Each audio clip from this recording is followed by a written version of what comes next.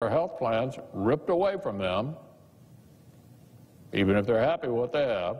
Senate Majority Leader Mitch McConnell. In the ongoing fight over the president's push for a border wall, there's now a Senate version of the measure that seeks to block the president's emergency declaration in order to get wall funding. Republican Senator Susan Collins of Maine is one of the sponsors. Do we want the executive branch now or in the future to hold the power that the founders deliberately entrusted to Congress? She's teaming up with New Mexico Democrat Tom Udall for the Senate version. The House already passed a similar measure. President Trump has promised a veto. New England Patriots owner Robert Kraft pleads not guilty to solicitation of prostitution in Florida. He's also seeking a non-jury trial. The 77-year-old Kraft, one of 25 people arrested in a massage parlor sting that was part of a larger sex trafficking probe. He's not charged in. Lisa Brady. This is Fox News.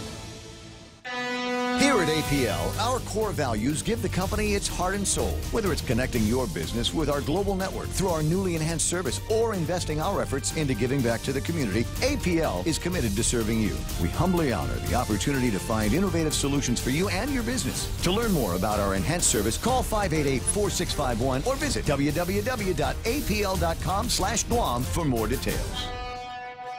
Security Title is honored to join in sponsoring Ray Gibson on The Point. My name is Alicia Blas from Agate, and this is where I start my day, listening to the voices of our community and sharing thoughts about issues that affect all of us. It all boils down to our people and our land. Putehi Igomamu. Protect your home. When purchasing or refinancing your home, remember to call the professionals at Security Title, just like you call Ray Gibson in the morning. When your family needs medical care, how often do you find the need to visit multiple clinics? When a child has a serious ailment, do you find yourself meeting a medical provider only to learn you must go somewhere else for testing? At the FHP Health Center, you can find multiple specialties and testing services under one roof. And if your family needs urgent care, FHP is there for you with convenient weekday, evening, and weekend hours. Voted the island's best clinic and Pika's best 2 years in a row. FHP, our island, your clinic. Learn more at fhpguam.com.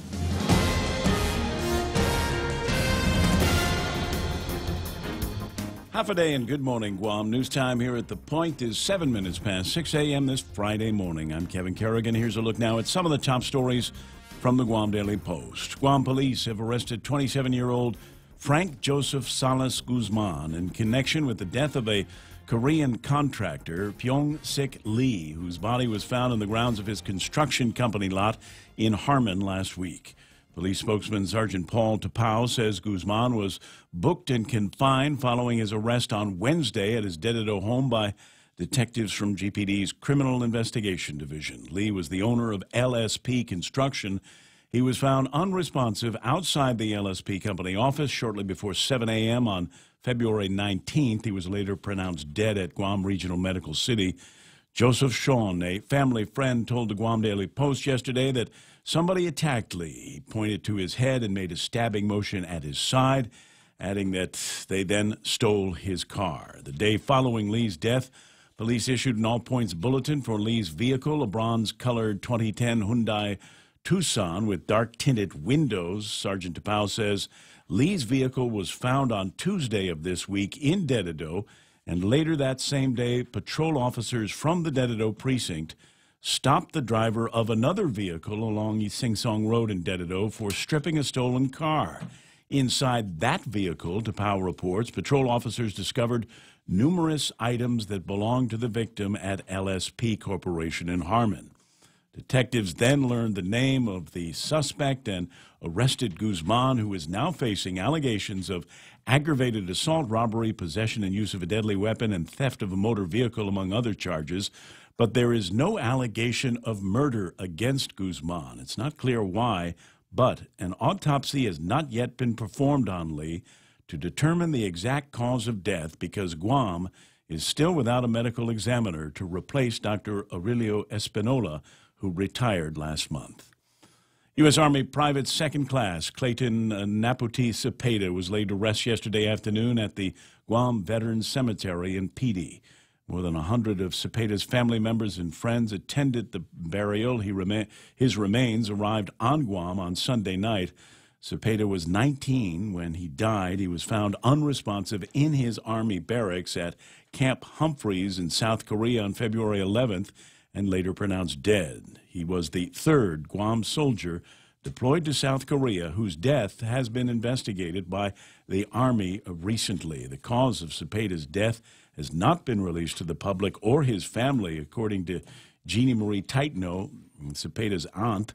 The Army has been supportive, she said, but has not provided any answers about the cause of death. We'll have more news after this. Shrimp and guacamole for Lent at Subway. The all-new shrimp and guacamole combines generous portions of whole shrimp and a spread of guacamole served on freshly baked bread, paired with vegetables cut fresh daily in restaurants and sauces that are sure to excite your taste buds. Hurry in, it's only available for a limited time. Other fresh Lenten flavors include the classic tuna or the mouth-watering greatness of our seafood sensation. Don't forget the Veggie Max, a delicious and tasty vegetarian patty. Visit any of our convenient locations today. At Subway, you make it what you want.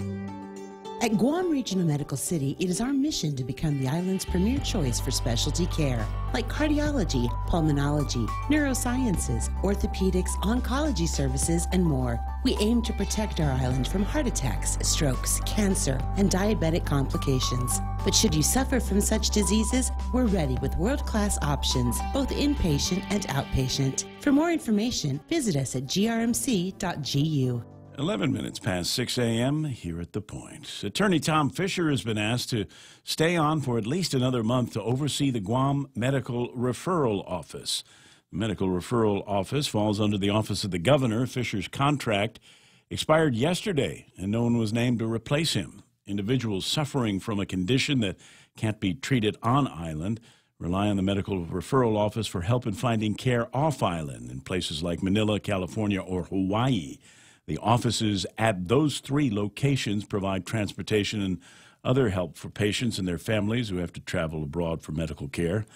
Reached by phone last night, Fisher told the Guam Daily Post that the services were supposed to end as of yesterday, but he got a call after the close of business Thursday asking if he could stay on to provide medical referral services for at least another month. The Leon Guerrero Tenorio administration released a statement as well yesterday regarding the services, saying that the Medical Referral Office is continuing to work to ensure that all clients receive the quality of services that is expected.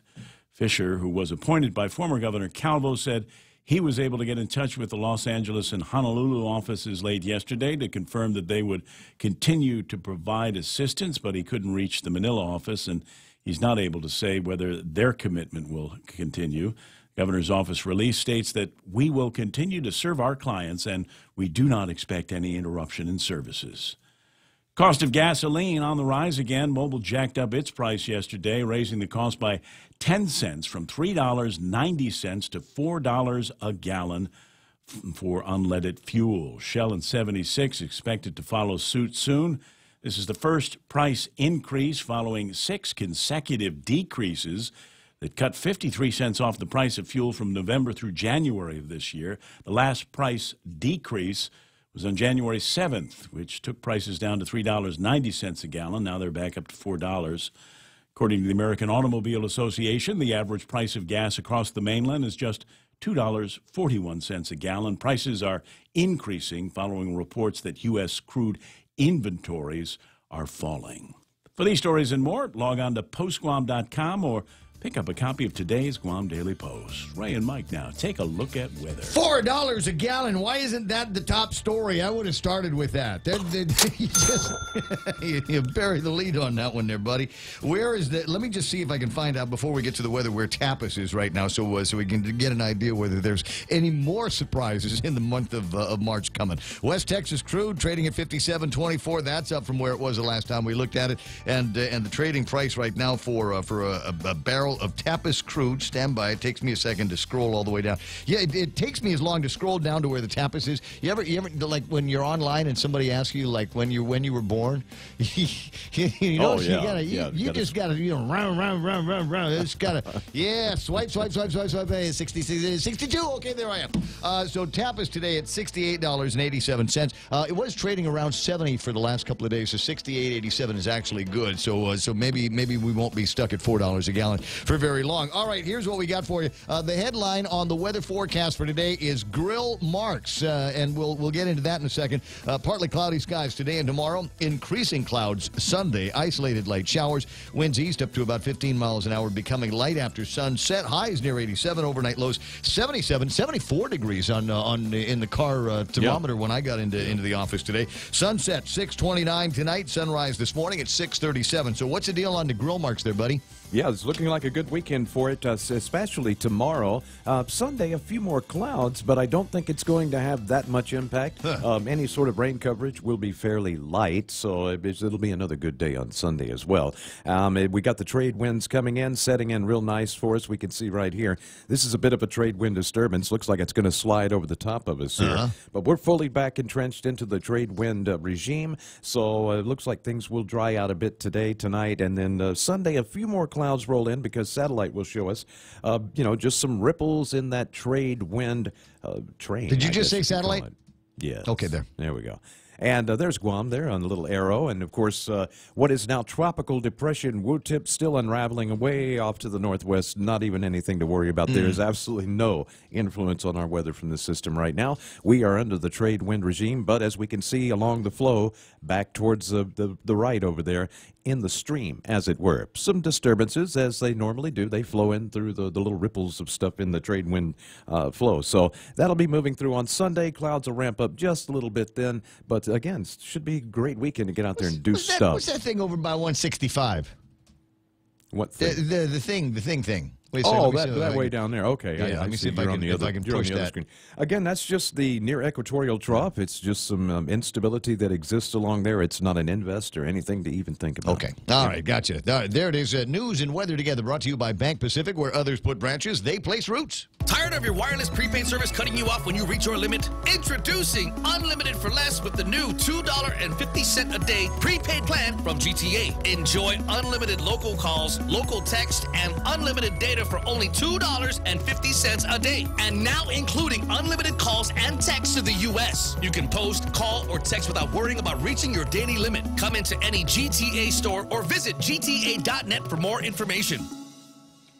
Oh, wait, there's a whole bunch of stuff I got to take care of here before we start the program. And versions of the Ray Gibson Show, this particular Biba Miss Tomorrow Friday version, brought to you by Kings and their crazy 19 menu. Now, I've been looking over their lunch items, and I found one here that actually works at lunch and at breakfast. So if you want to go to Kings twice today and enjoy the same thing, lunch and breakfast, you can. It's actually doable. They've got the Spam Sandwich. Now, who says no to Spam Sandwich besides vegans, right? Everybody else is like, we're totally down with this. Generous helping of fried Spam slices, melty cheese, and to make it more breakfasty, how about a fried egg on top of that, served on soft Hawaiian sweet bread, or if you want, Hawaiian French toast with French fries. See, lunch and dinner and breakfast all in the same meal. Spam Sandwich waiting for you at King's.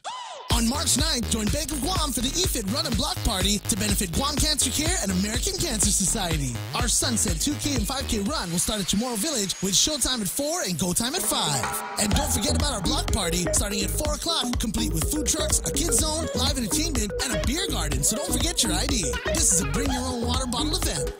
The EFIT Run and Block Party, Saturday, March 9th. Bank of Guam, member FDIC.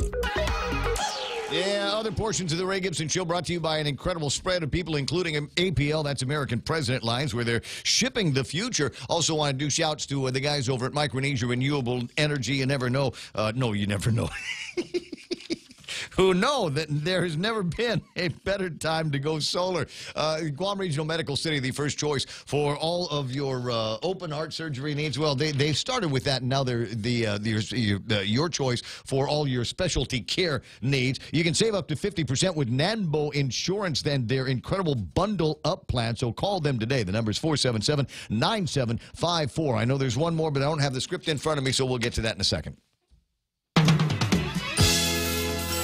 The Ray Gibson Show. Morning talk that matters. Call now, 888-TALK. That's 888-8255.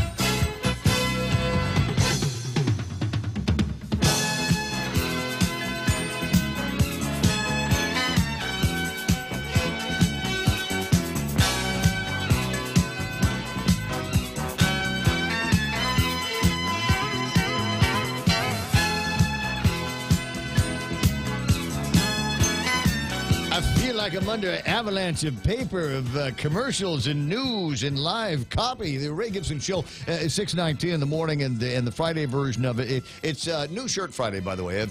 My Stitch box came in, and you can always tell when a guy's wearing like a new shirt because you can still see where it was ironed at the store. You can still see the lines in the iron from the store. But it also brought to you by my friends over at Cars Plus. There's Joey and Jan and Dunge, and they take good care of you at Cars Plus. In fact, they're driven by you.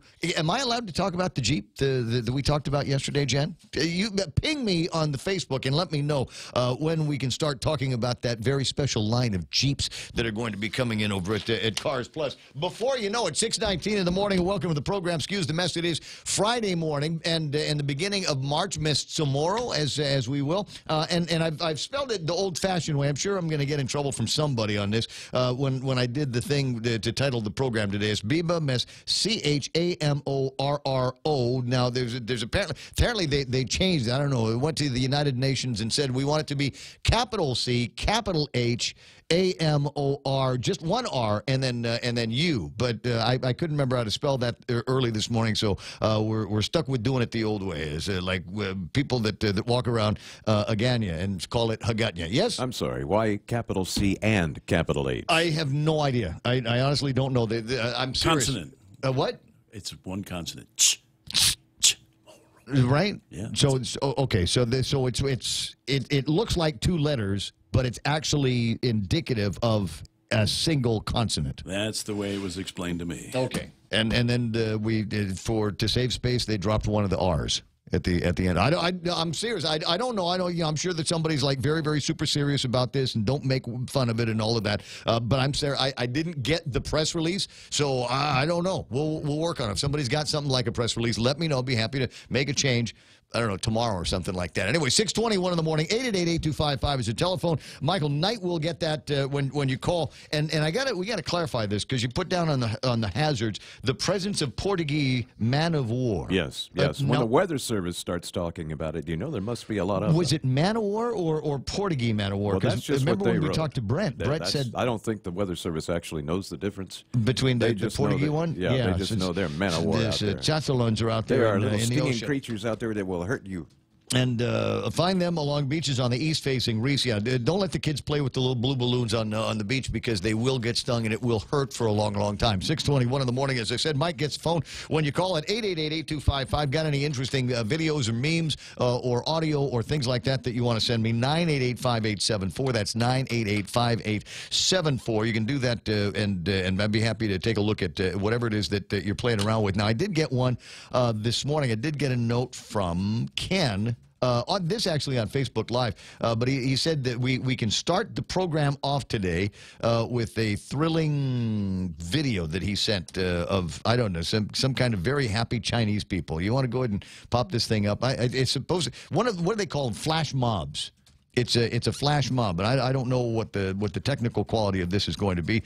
Oh, look, I pressed the button and an ad for First Hawaiian Bank comes up. Isn't that great? It starts with yes. It all starts with you, but I just I got a note from Barbie over at First Hawaiian Bank this morning. You can't hear anything?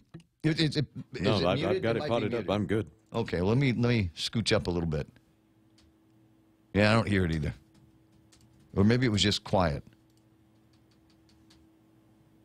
Interesting. Yeah. Yeah. I don't know why I can't. Can't have dead air. Well, yeah, we can. No, sure, my brain. Yeah, no, we no, can. my brains are being That's sucked okay. right out of my ears into my headphones. Gotta have something to push it back in. All right. Well, I'll figure out why it's not making any more. I think something on my side is muted. There it is. Yeah, you can hear it now.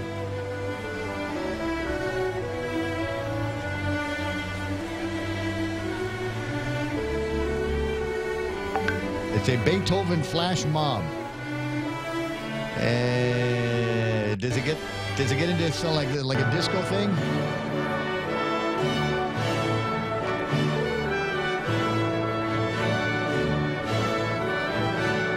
Okay, so if anybody's got any flash mob that's got a little bit more of a disco kind of Biba Mes Tomorrow, contemporary feel on it, just go ahead and jam that up to the WhatsApp. It's 988-5874, 988-5874. Kevin Kerrigan with the Guam Daily Post, and he is in the studio here today explaining things to me and looking over a couple of stories. The update here on what I think is going to come out when more details come out. A pretty heinous murder that took place in the last few days out in Harmon. And cops think they might have somebody that is connected to that now, based on a stolen car report. And they were able to find the car, and the person that was attached to that now has been arrested. And then there's this, from the bottom of the front page from Oyal, parents share the Momo warnings via social media. Now I got one of these things, and I immediately discounted it because my kids aren't stupid.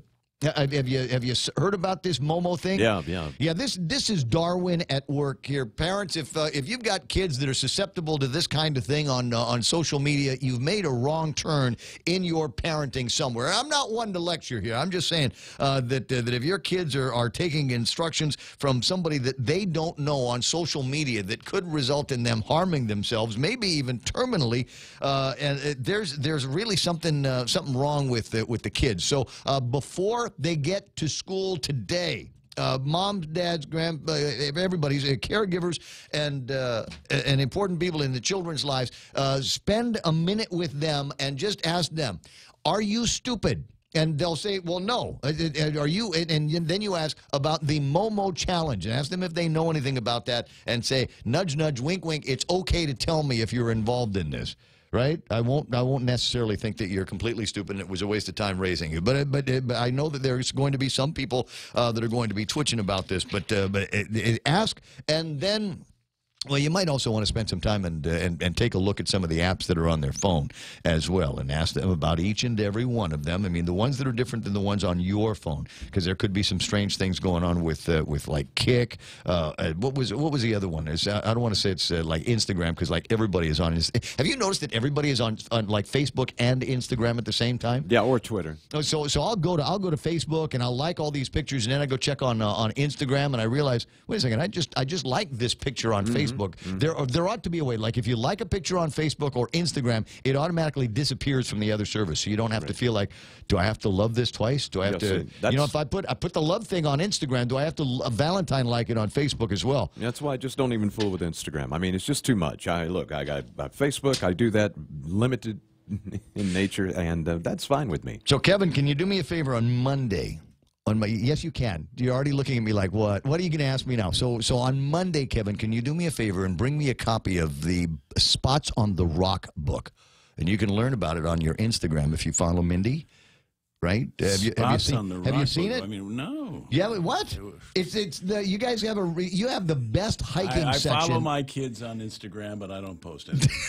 That's it. Okay, but I'm talking about the book, Spots on the Rock, which is a hiking book that is published by your newspaper. So ask Mindy if I can get a copy of it so I can thumb through it on the radio. We'll get one for you. Because you guys have got the Guam Daily Post. If you're sitting around on a Thursday, Friday, have no idea what you're going to be doing on the weekend, Guam, there are places on Guam that I have never in my life seen before until I started running around with a bunch of guys that notorious for what I like to refer to as fast hiking, and many of these same spots are featured in the Spots on the Rock book. Now, if you don't know Mindy or Kevin and can arrange for a free copy to be delivered to your place, then what you might want to do is go by Pika's Cafe, or where's the other place, Mindy? It's the Guam Daily Post offices in Tamuning, or the bestseller locations on Guam, and get your hands on that. 6:27 in the morning. Let's say hello to my friends.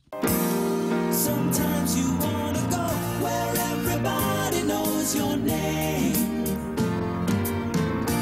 and they're always glad you came. You want to be where you can see our troubles are all the same.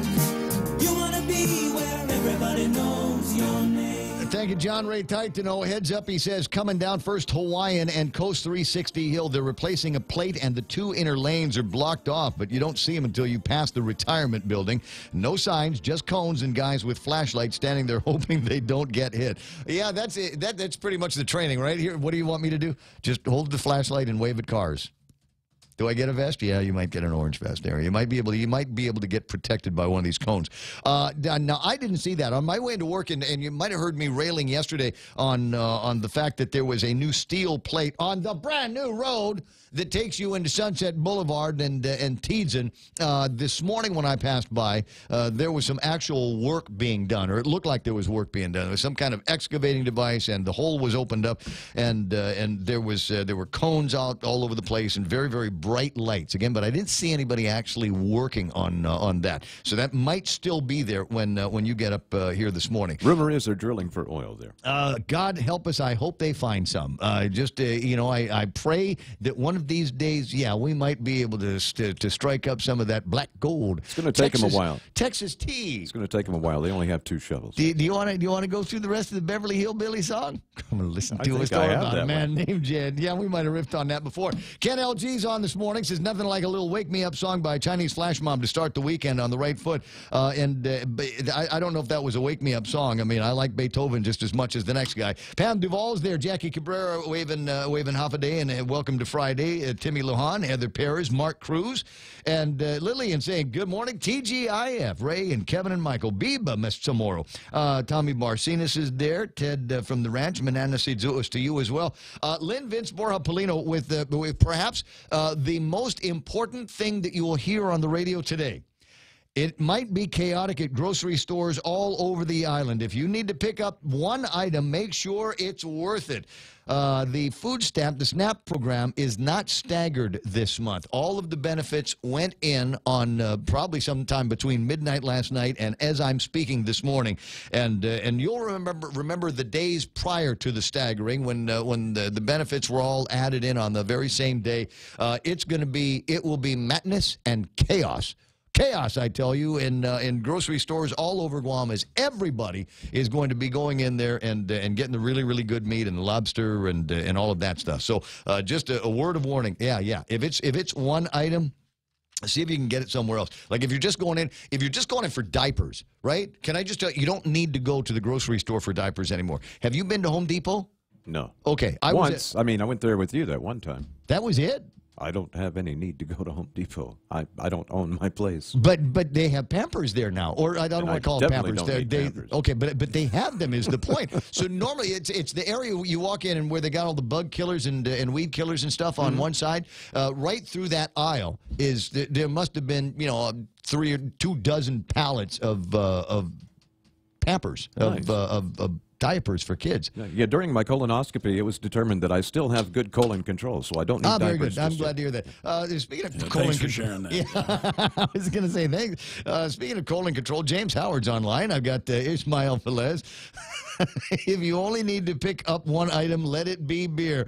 I'm with you. There's Gabby LG, Big Sister Shelley's on, Roy Burgess, Pete Guerrero, Keith Parsky in Washington, D.C. is on, and Diana Rose from Washington State is on. Sue Lee is available for us today. Emma Tanya Affligui Conception. Hi, Ed Massey, and thanks for the half-a-day wishes. And Eunice Mendiola. Johnson Nicholas, have a great Friday and a weekend. Well, if the word is there's grill marks this weekend, so I don't know how we could possibly have a bad weekend.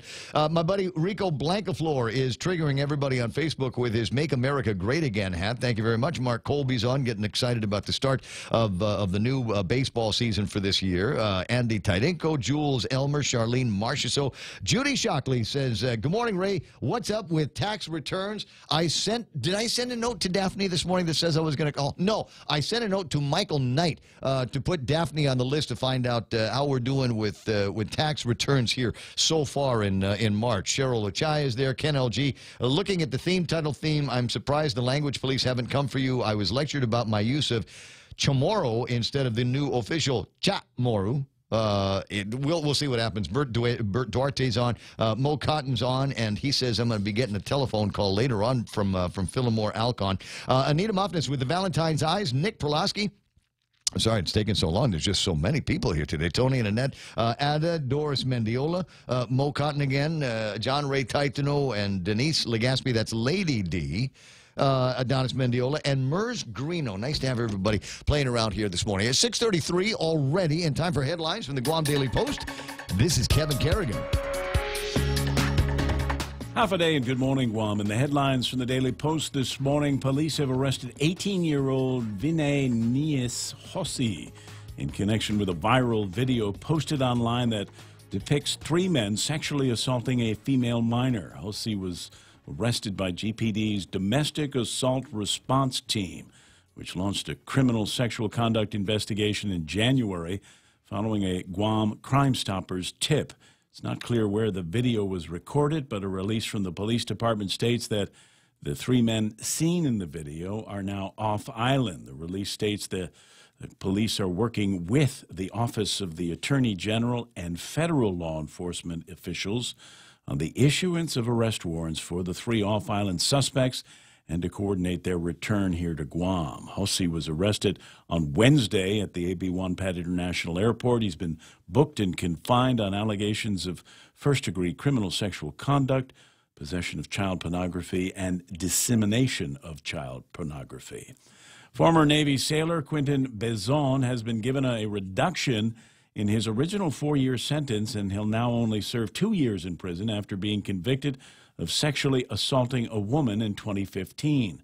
Bezon was out with a group of friends drinking in Tumon one night in October 2015 when he and a woman in the group, who he didn't know prior to that night, ended up sleeping together in the same bed. They were among a group that rented a hotel room. She later accused him of sexually assaulting her.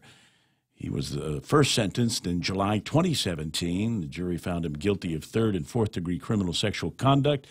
Benzon appealed, however, to the Guam Supreme Court, arguing that the Superior Court did not allow him to make a statement during his sentencing. The High Court affirmed his conviction but struck down his sentence. Benzon was resentenced during a hearing in Superior Court yesterday. He told Judge Michael Bordallo that he's sorry for his actions, but he also maintained his innocence. A 35-year-old man was arrested by police Wednesday after officers with the Agana precinct got a complaint about a robbery in Jonia. 2 male minors said they'd been approached by a man who asked them if they wanted to live and then demanded money from them. That, according to police department spokesman Sergeant Paul Tapau. Tapau says the minors told the man they didn't have any money. Jeffrey Peter Leon Guerrero Santos II of Jonia allegedly struck one of the minors in the face and shouted racial slurs and threatened to shoot them. He's been booked and confined. For these stories and more, log on to postguam.com or pick up a copy of today's Guam Daily Post. Jawohl, 6:36 in the morning, and that's iConnect time. Swing by an iConnect or call them at 888-8888 and ask them about the great plans they've got to push to talk mobile, even internet at iConnect. Attention homeowners, MRE solar energy systems now come with battery storage for 0 money down. This means that your home will have power even when the island power isn't available, like during power outages or during and after storms. The inconvenience of not having power for your home is a thing of the past. It's solar with battery storage exclusively by Micronesia Renewable Energy. Don't be left in the dark. Call 632-2613 for a free consultation. MRE, the smarter choice. Here it comes, portions of the program brought to you by Cold Stone Creamery. You getting that? Yes. You know, if today is your cheat day, those of you that are athletes, bodybuilders, and just dieters in general, if today is your cheat day, swing by Cold Stone and check out the classic cookie dough ice cream. They've made it official. It's available all year round. Cookie dough fans know it's like eating a spoonful of the real thing. Enjoy this comforting flavor in 2 new signature creations. The Dough For It creation, and that's got chocolate chips, cookie dough, and sugar crystals. And Somewhere Over the Rain dough creation with frosting, sugar crystals, and rainbow sprinkles. Only at Cold Stone Creamery, making fresh batches of ice cream in every store.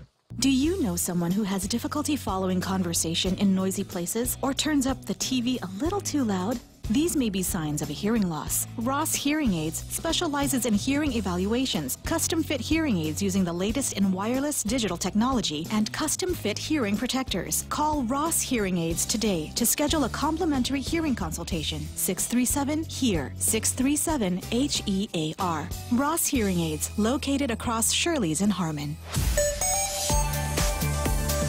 Yeah, I've got the song in my head, so we're going to have to go for it in a second here. Looking at the traffic gizmo, there's no traffic. I've got just a smattering of cars trying to get up into Anderson Air Force Base. A little bit of traffic lining up on Route 1 and 3 in both directions. A little bit of traffic on 3 trying to get to Marine Corps Drive. Just hold on, you'll get there in a minute. 1 and 16. Yeah, there's a few cars stopped over at the light, wondering which of the panhandlers is going to show up today. Maybe that's what they're all doing. It's just kind of hanging out there, wondering who it is that's going to be wearing a tread into the grass along the grassy knoll there. Anybody else working 10 and 8? Nah, nothing there. Route 10's looking pretty good, 8, 10, and 16. Route 4's in the clear. Nothing in front of downtown Agatia, nothing in front of Big Navy. That's it. That's all the time I've got for Nothing Traffic here on The Point. Family Finance has been serving the people of Guam since 1959, and they'll continue to be there for you in the years to come. Whether you're looking to get a personal loan for that summer vacation or paying off those long overdue bills, Family Finance has got you covered. Apply for a personal loan from $1,000 up to $3,600 by calling Family Finance in Agatia at 475-4545, Upper Tumon at 647-5626, or in Dededo 633-4473. Family Finance, serving the people of Guam since 1959. Real Talk Radio is back. Welcome to The Point. Yeah. Guam's FM News Talk Superstation. Katie Baltazar is there. June Bells is there. Adonis Mendiola is making a plug for the keto diet. I'm not going to say. My pal Yoy Trengil Ali and Ungil Tutao to you as well, my friend. Chalorna Laran, Neats Mani, and Anita Santos goofing off here this morning on online. I want to do a little bit of goofing off online. Now, I mentioned the song, because Michael Knight said something about maybe, you get all these construction crews on Route 8. God help us, maybe they will dig in and find oil. Right, and that will solve all of our problems. We would be the Pacific version of the United Arab Emirates, and all of us would be rich, and we'd be driving around not in gold-plated cars, but cars that are actually made of gold. I'd like to see something like that happen. It got me thinking about one of my old favorite television shows from the 1960s when I was just but a lad, and you'll remember too. A story about a man named Jed, a poor mountaineer, barely kept his family fed. And then one day he was shooting at some food, and up through the ground come a bubbling crude oil, that is black gold, Texas tea.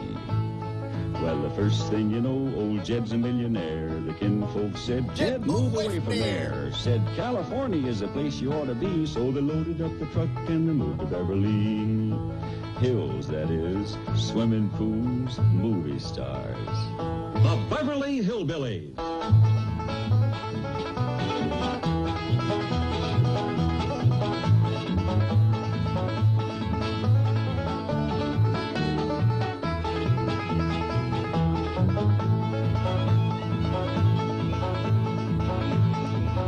Donna Douglas. Donna Douglas, there it is, another of the very first boy crushes that we ever had on anybody on television. Donna Douglas, who was Ellie Mae on the television program, 19 minutes away from 7 o'clock in the morning. And is there yet more on the internet that I might be able to ply your interest with, my interest? I wanted to play this yesterday, but you know how it is. I just get so, what's the word, distracted by so many things that go on. I'm going to play another piece of video for you. And this one here from the House Committee on Natural Resources. I guess I better turn off one of the open windows that I've got here. Try it again.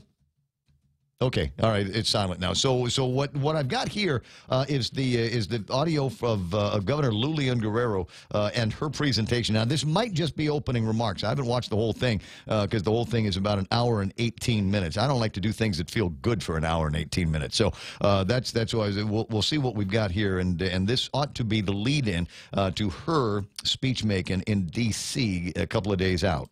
I'd like to recognize for 5 minutes the Governor Leon Guerrero of Guam. Day, and thank you for the opportunity to present testimony to this committee. I'm Lou Leon Guerrero, the first female governor of Guam, and... Hey, what happened? Where'd it go?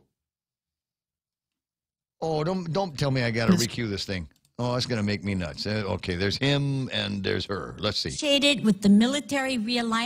All right, hold on. I hate it when we got glitches in the matrix, but I think I might be able to get to where. It's been now 52 days of my administration, and I still love my job. So that's a good thing. As you know, Guam is among the most patriotic places in the entire country. Per capita, we have one of the highest enlistment rates and veteran populations in the nation. We support the military buildup and the economic impact it will bring. But it must be done at a pace that will benefit our local people, our island, and the U.S. military. The Department of Homeland Security's recent administrative action that removed the Philippines from a list of countries eligible for the H-2B program effective on January 19, 2019 affects us greatly. While the new policy provides the U.S. Citizenship and Immigration Services with discretion on a case-by-case basis to approve H-2 positions that serve the national interest, including petitions that qualify under Section 1045 of NDAA. It is clear, though, that the ban on foreign skilled labor from the Philippines is having a detrimental impact on Guam. The cost of construction has increased. Cost of homes have increased by 45%. We have already experienced the impact that a loss in skilled workers has on our island. Beginning in late 2015, USCIS seemingly arbitrarily denied nearly all H-2 petitions in Guam, which previously had routinely been approving at a 95% rate. This resulted in severe shortage of skilled foreign labor for the island's construction industry. From an average of 1,500 foreign workers nearly every year to the blanket denials, the H-2B workforce dwindled to 252 in 2017, and in May of 2018, Guam reached an unprecedented 0 H-2B workers on the island. The fiscal year 2019 NDAA partially addressed this issue through Section 1045, but such language primarily was passed to ensure that the U.S. military and its projects funded by military construction dollars maintain access to foreign labor. However, uncertainty of approvals on the civilian side has led to delays in ongoing projects and discouraged contractors from bidding on new ones. This scenario has driven up construction costs, stifling private sector development, and causing irreparable harm to our local community and our economy. Specifically, DHS cited a national 40% overstay rate and a high volume of trafficking of visa holders from the Philippines as reasons for the country's removal from the programs. This is not the case in Guam. The island's rate of H-2B workers who intentionally overstay is negligible, and there are no known trafficking cases involving Philippine citizens. For decades and up till today, Guam understands that our location provides our country with a valued location in which to monitor and project military force in the Asian Pacific region. Whether one agrees or disagrees with U.S. military presence on our island, it is inarguable that we possess strategic value and contribute to the national security of our nation. Because of this, I submit to this committee that Guam's economic security is equally important to the country's national security. For many years, this committee and the Congress has worked to develop policies to assist all territories develop our respective economies.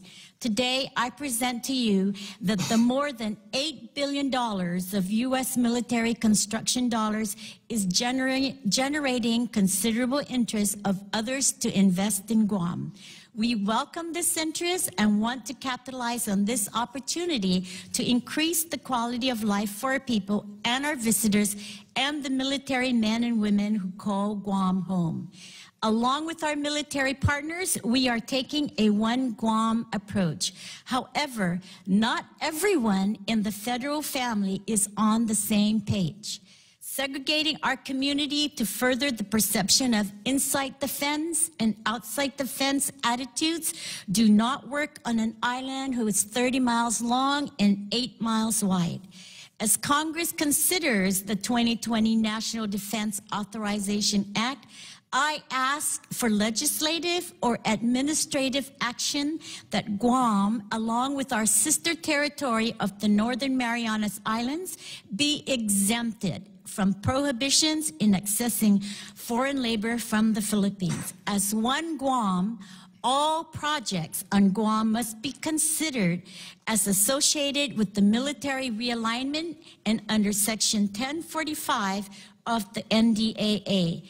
I respectfully request that further amendments to Section 1045 be made to allow for the approval of workers from the Philippines, notwithstanding the regulations associated DHS's H-2B approved countries list. Thank you so much, and I know I have gone over my 5 minutes, but we traveled the furthest and spent a lot of money, so I think we deserve 2 more minutes. Thank you. Sorry, I think that might be the most brilliant thing that I've heard all morning long. I'd not gotten all the way to the end on that speech, obviously. That one certainly gets my attention. We traveled the farthest to come out here and speak to you today. What did you think? What did you think? I personally like the idea that she's, their words, not ours, one Guam, and says if we're going to be doing a one Guam thing, then all construction projects need to be considered build-up projects. So whether it's on your side of the fence or this side of the fence, I think she kind of hit a home run on that one. Hopefully she made some friends, and I don't know. I got to kind of look back at some of this and just wonder what happened to Tony. Take a look at the picture. I'll put it back up. I'm not going to play it, but you look in the background, and there's Tony Babauta, and he looks like he just ate a lemon. Like the entire time she's talking, he just looked like what? He had his serious face on. Very serious. I mean, even did you see the but first? You can see the first gentleman smiling. Yeah, he got a couple of smiles in there. He knew what was going on. He knows what time it is. I got to ask Tony the next time I see him. What was on the other side of Lulian Guerrero's head that got you all in serious mode like that? I think he knew there was a camera on him the entire time. So, Could be. It's like that. 10 away from the top of the hour. 888-825-5888-TALK. And so again, ask me. I think that was a good presentation there. Who says that's a drop? You think James Howard says that's a drop mic moment that she might have had there.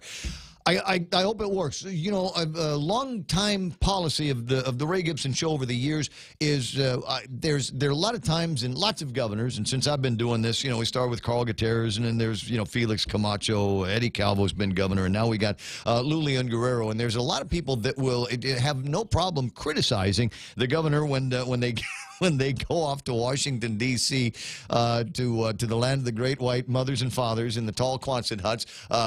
Look, as long as they've got a deliverable, right? As long as they come back with something, then I'm generally happy. And in this case, I'm all right with the deliverable that we got this morning, and that just her going out there and talking with these guys and making it very, very clear. You think about all of the different problems that we have, all of the different force fields that we get from the federal government. This one here on construction is certainly a big deal. There it is. Former Governor Carl T.C. Gutierrez chiming in on Facebook Live this morning, says, "Love it. Well said, Governor Lou." And that's coming from a guy that has gone back to Washington, D.C. nice guy. People like to talk to me. And so we, started chatting about, what he did for a living, what I do for a living. And he admitted to me that he came to Guam looking for development opportunities. I said, really? He said, yeah, I'm hooking up with some people that own a bunch of land, and I like the price that they want to sell the land to me for. And he looked like he was, making a noise like he was ready to write somebody a check for $1 million for some Tony properties out in the world where there might be something like a view. But really looking for opportunities here on Guam. And I said, well, were you able to do anything? Were you able to consummate any agreements? And the guy says, no. And I said, why? And he said, because I can buy the land, but where's the contractors that are going to help me build the properties that I want to put on these land? Apartment buildings, maybe a condominium over here, maybe a couple of single-family houses or something like that. And so everybody he was talking to said the land inventory for you is not necessarily a problem, but it'll take you a while to be able to do anything with that land. All of the guys that can help you construct it are already working. And I said, well, dude, you're from Chicago. You think you might be able to bring somebody in, bring a team of people in from Chicago? And he shot me a look like Tony Babauta there. Like, you got to be kidding me. I'm going to bring in a bunch of guys. No work will get done. No work will get done. You got tight brown skin and black hair on the girls here, and then that's all they'll work for a few hours in a day, and then they're going to go and look for happy hour places for the rest of the night. Not only that, but he'd have to pay guys from Chicago union wages. Yeah, there's probably that as well. So he kind of made that look like I wish there were more opportunities, and maybe I'll come back in a little bit and see what things are like in another 6 months or a year or something like that. And it's the same frustration that everybody else has. I got a reception area out in the front, and I've told this story 100 times, and it's not from a lack of cash. I got money to make a really, really nice, almost like dentist office reception area out in front. I mean, it looked good, hidden speakers, mood lighting, something like that. It was going to real nice kind of almost retail approach to coming and visiting the radio station and doing interviews and stuff like that. But you know why I don't do it? Because I can't find a contractor to get it done. I had one, and he said, okay, you know what we can do is let's go. I need to get some work done over at Leo Palace. And I said, fine, when you're done with that, come on by and we'll finish this project. And that was 2 years ago. haven't seen the guy since. He's probably running around driving a gold-plated Mercedes-Benz or something like that. 6:55 in the morning, 888-8255-888-TALK. And what have I got here? A note from my friend Jen says, we're en route to Saipan for Make-A-Wish. Are they having their gala up in Saipan? Today, is it Marmars and tennis shoes up in there? Let me know what's going on up in Saipan for Make-A-Wish. And it's Jen Camacho from Cars Plus, by the way, and she was remarking to me, and I don't know if you've seen her dad. Have you seen Joey and the Jeep that he's riding around in? You haven't? Okay. So he's got a Jeep that's got a truck bed in the back of it. What are you laughing at? This guy talk here. Guy car talk, right? So Joey's got a Jeep that's got a truck bed in the back of it. And I looked at that and I said, that's awesome. As it turns out, it's custom. It's a custom deal. You can go to the Jeep and say, I want the whole Jeep thing, but I want a truck bed in the back. Anyway, so Jeep has been getting so many requests for people to do a custom truck bed on their Jeeps that they've now decided to just make it a permanent part of the line. Mostly because of Joey, but for a lot of other people that are asking for it. So the 2020 Jeep Gladiators are going to be coming out, and that's going to be an important feature of those trucks. It's going to be a Jeep truck. So for those of you that needed the Jeep and the utility of being able to get into four-wheel drive situations and then haul something in or out, I don't know, coolers, things like that, you now have that capability. Now, one of the other things, and so it's Jeep, you can get customized everything for Jeeps. So if I were to get something like that, what I would like to do is be able to turn the bed into something where I could sleep on and maybe get like a Jeep tent that would cover the back. That would be awesome, right? So you go the four-wheel drive down to your favorite, forgotten deep in the boondocks beach, and then you've automatically got someplace where you can sleep. And I put speakers and stuff like that out in the back. 6:57 and change, and just kind of rollicking through this first part of the morning show. I'll take a look and see what other kind of comments we're getting on Facebook Live, based on the governor's speech in Washington D.C. and based on some of the other things that we're talking about. Margaret Blah says, "Well presented, Governor Lou. Nice to see the Guam team support." Chris Watson's online. Good morning, Ray and the Point staff. Oh, this is not a staff. This our team, Margaret, all the way from California, OC, California. Where is that? Where's OC? Orange County. Oh, yeah, Orange County, and that's where Disneyland is, right?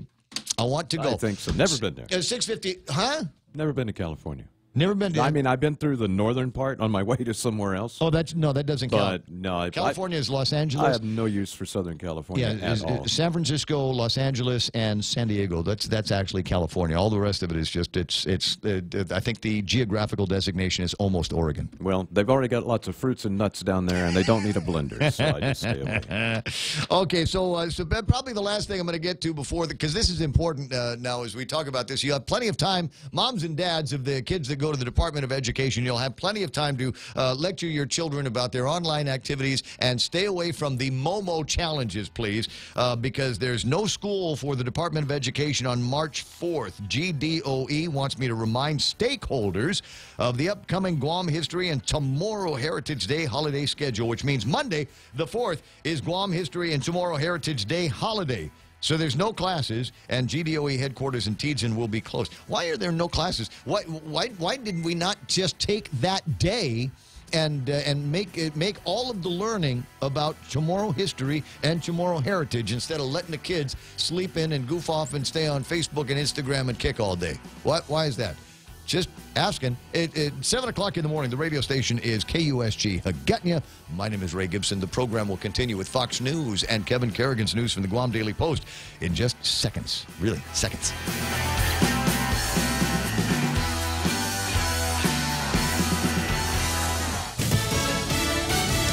International concern about the crisis in Venezuela. I'm Lisa Brady, Fox News. But a U.S. resolution calling for a peaceful transition to free and fair elections has just been vetoed at a UN Security Council meeting. Fox's Gernal Scott has this live. Lisa, the final tally was 9 votes for the U.S. resolution advocating the rule of law and for Juan Guaido in Venezuela, the minimum needed to pass. 3 nations voted against it because 2 of them were permanent members, Russia and China. The resolution failed by veto. U.S. Representative Elliott Abrams said those nations are furthering unrest. Some members of this council continue to shield Maduro and his cronies and prolong the suffering of the Venezuelan people. A competing resolution from Russia supporting the government of Nicolas Maduro failed outright to reach the number needed to pass, Lisa. Thanks, Gernal. Dozens of countries, including the U.S., are supporting opposition leader and self-declared interim President Juan Guaido. North Korea's foreign minister contradicting some of what President Trump said after his second summit with the North Korean leader was cut short early today in Vietnam. Foreign Minister Ri Yong-ho says Pyongyang requested a partial lifting of sanctions, calling it a reasonable request. President Trump says they wanted a full lifting of sanctions, though he still describes the talks as productive and the relationship as good, saying the process will continue. The North Korea official, though, says their position won't change, even if the U.S. seeks further talks. The largest deal in baseball history just reported for one of the biggest names, Bryce Harper. Sources telling the MLB Network and AP the All-Star outfielder and the Philadelphia Phillies have agreed to a 13-year, $330 million contract that would beat the previous record holder, Giancarlo Stanton, by $5 million. 26-year-old Harper still needs to pass the physical. This is Fox News. KFC has finally answered the world's most important question. What came first, the chicken or the egg? And the answer is both. Introducing KFC's KFC AM, their new Southern and local-inspired breakfast. AM-loaded platter with chicken fried rice, waffles, and Colonel's chicken congee. KFC also has your all-time favorites, AM chicken and egg wraps, Southern biscuit and sausage sandwich, and hash browns. So for finger-licking good mornings, AM will never be the same at KFC. KFC, it's finger-licking good. Every time I travel, there's something from home that I can't leave without. I take my Docomo Pacific Data to Go to share my stories in Taiwan, check subway routes in Tokyo, be my food guide in Hong Kong, meet new friends in the Philippines, make updates in the States, find my way around Korea, and check out all the cool shows in Singapore. It's the data I have in all the places I love for only $10 a day. Data to go from Docomo Pacific. Better together. Thousands of homes and businesses remain underwater in parts of Northern California, where the flooding is slowly receding. Sonoma County officials say the Russian River crested Wednesday night, hitting flood stage. Actually, we have approximately 3,000 properties have been reported as damaged by floodwaters. Sonoma County Information Officer Ann Dubé says the towns of Guerneville and Monte Rio were totally cut off. I've lived here my whole life, and I don't remember seeing rainfall that heavy and that steady for that long. One area outside of Guerneville got 20 inches of rain in 2 days, and she says the rain isn't done. They worry now about oversaturated soil and the possibility of landslides. Jessica Rosenthal, Fox News. A recall over engine fires in Kias and Hyundais expands again. Hyundai and Kia have added more than 500,000 vehicles, totaling 2.4 million, to a 3.5-year string of U.S. recalls for engine failures and fires. Following hundreds of complaints about fires from across the nation, the recall involving 2012 to 2016 Kia Soul small SUVs, 2011 to 2013 Hyundai Tucson SUVs, and Sportage SUVs from the 2011 to 2012 model years. The South Korean automaker is also under investigation by the National Highway Traffic Safety Administration for potentially being slow to fix the problem. Jeff Manasso, Fox News. Oscar-winning composer Andre Previn has died, perhaps best known for the score from 1964's My Fair Lady, but he won 4 Oscars in all and was also a renowned jazz pianist. Andre Previn was 89. His manager says he died today in his Manhattan home. Ex-wife, actress Mia Farrow, tweeting, "See you in the morning, beloved friend. May you rest in glorious symphonies." At the closing bell, stocks are lower. The Dow down 69 points. I'm Lisa Brady. This is Fox News. At Guam Regional Medical City, it is our mission to become the island's premier choice for specialty care, like cardiology, pulmonology, neurosciences, orthopedics, oncology services, and more. We aim to protect our island from heart attacks, strokes, cancer, and diabetic complications. But should you suffer from such diseases, we're ready with world-class options, both inpatient and outpatient. For more information, visit us at grmc.gu. Security Title is honored to join in sponsoring Ray Gibson on The Point. My name is Alicia Blas from Agate, and this is where I start my day, listening to the voices of our community and sharing thoughts about issues that affect all of us. It all boils down to our people and our land. Putehi Igomamu. Protect your home. When purchasing or refinancing your home, remember to call the professionals at Security Title, just like you call Ray Gibson in the morning. Experience the Take Care difference. Take Care members can count on accessing a high-quality, credentialed network of on-island providers, including the convenient one-stop FHP Health Center and Urgent Care, access to an extensive off-island network of providers, and the island's largest offering of free fitness classes and health education programs. You can count on Take Care to deliver comprehensive, accredited insurance coverage and quality health care when and where you need it. Take Care. Our island, your health plan. Learn more at takecareasia.com.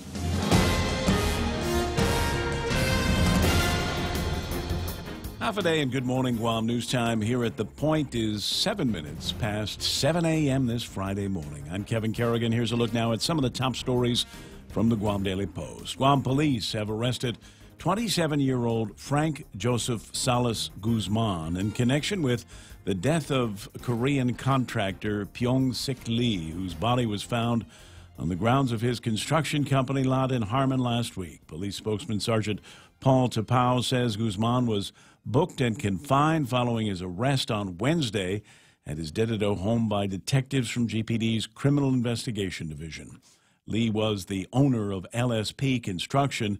He was found unresponsive outside the LSP company office shortly before 7 a.m. on February 19th. He was later pronounced dead at Guam Regional Medical City. Joseph Shon, a family friend, told the Guam Daily Post that somebody attacked Lee. He pointed to his head and made a stabbing motion at his side, adding that they then stole Lee's car. The day following Lee's death, police issued an all-points bulletin for Lee's vehicle, a bronze-colored 2010 Hyundai Tucson with dark-tinted windows. Sergeant DePau says Lee's vehicle was found on Tuesday of this week in Dededo.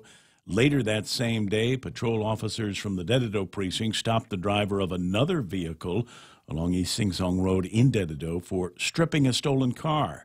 Inside that vehicle, DePau reports, patrol officers discovered numerous items that belonged to the victim at LSP Corporation.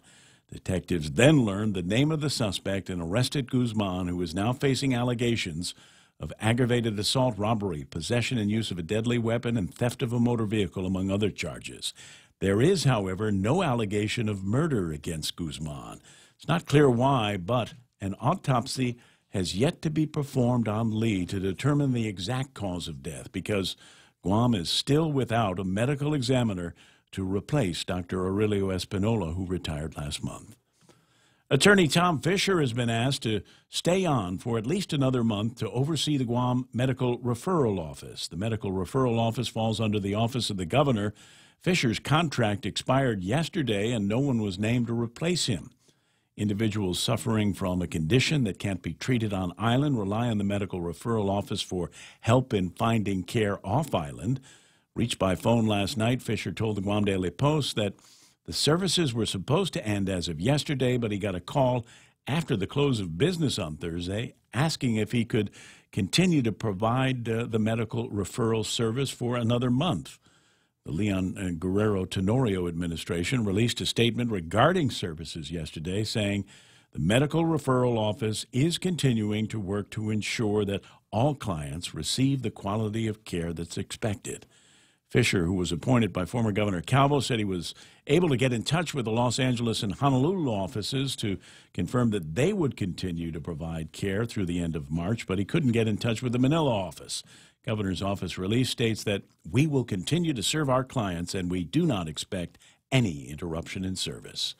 We'll have more news after this. Save big. Save really big when you bundle up your insurance policies with Nanbo Insurance. Insure your home, auto, motorcycle, or business with Nanbo and enjoy great savings, up to 50%. When it comes to insuring your property, no one knows better than the company with over 50 years of service to the community. Don't compromise the things that matter to you most. Call Nanbo today at 477-9754 or visit nanbo.com for more information. Nanbo Insurance, serving you since 1968.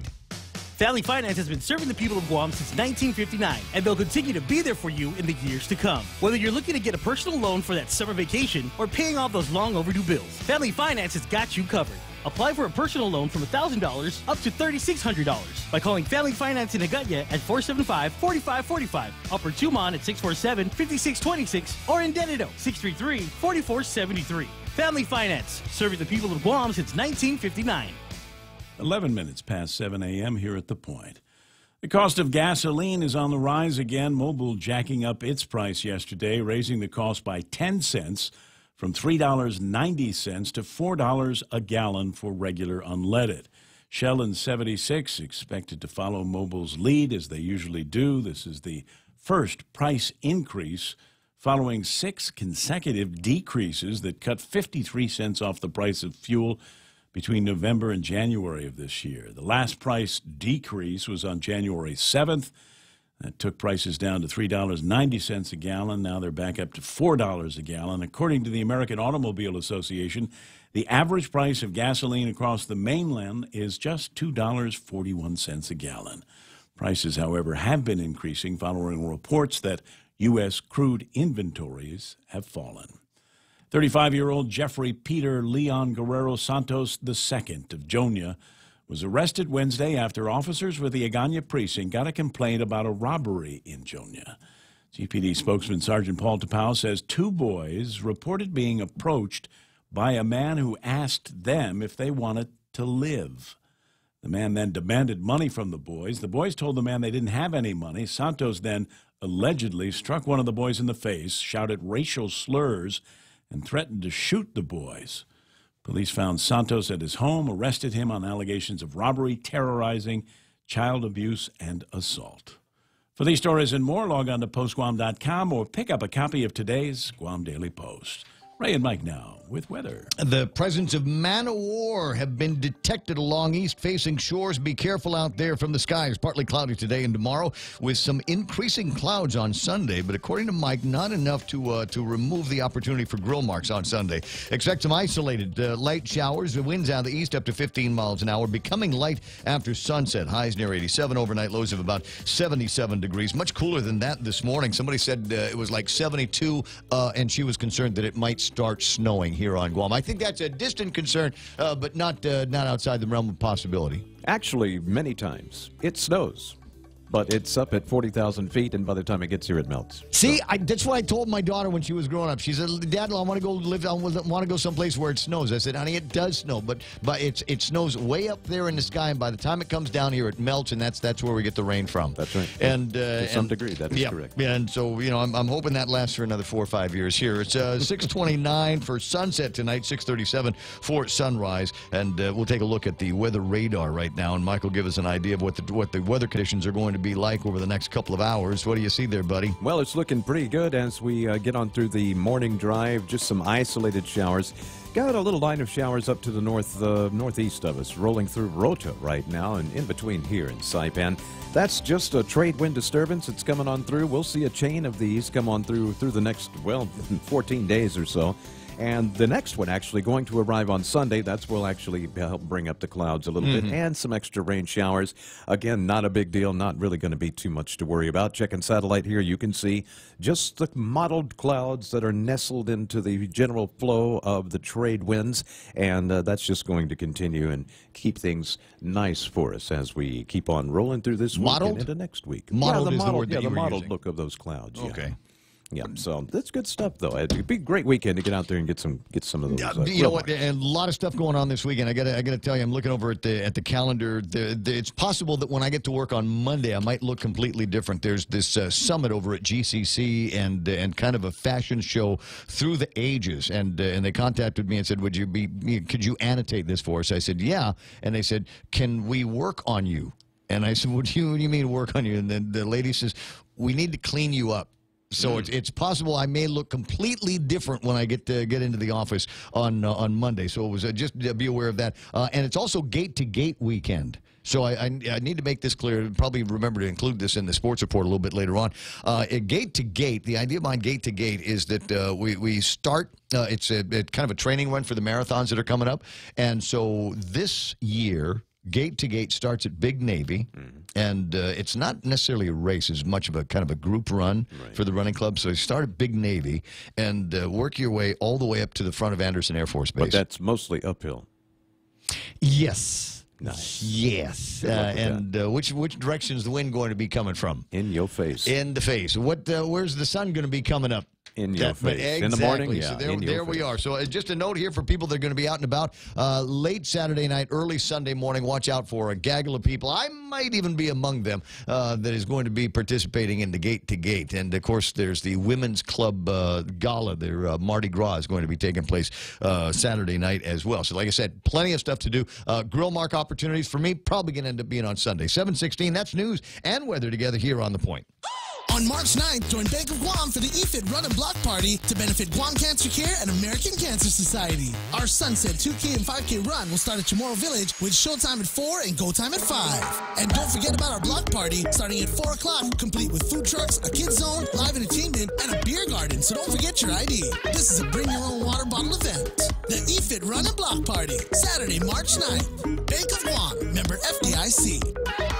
I got you. 7:16 in the morning. It is the Ray Gibson Show until it's not going to be any more, portions of which are brought to you by my friends over at King's Restaurant. They've got the crazy menu. It's madcap. It's zany. It's all of these things that they've put together. And they say, well, especially for the holidays, they primarily put the crazy menu together for the holidays and then decided that, there's some things that people just like. So we're gonna hold on to it. The way they do corned beef and cabbage and beef tanak-tak, and then, of course, the kare-kare.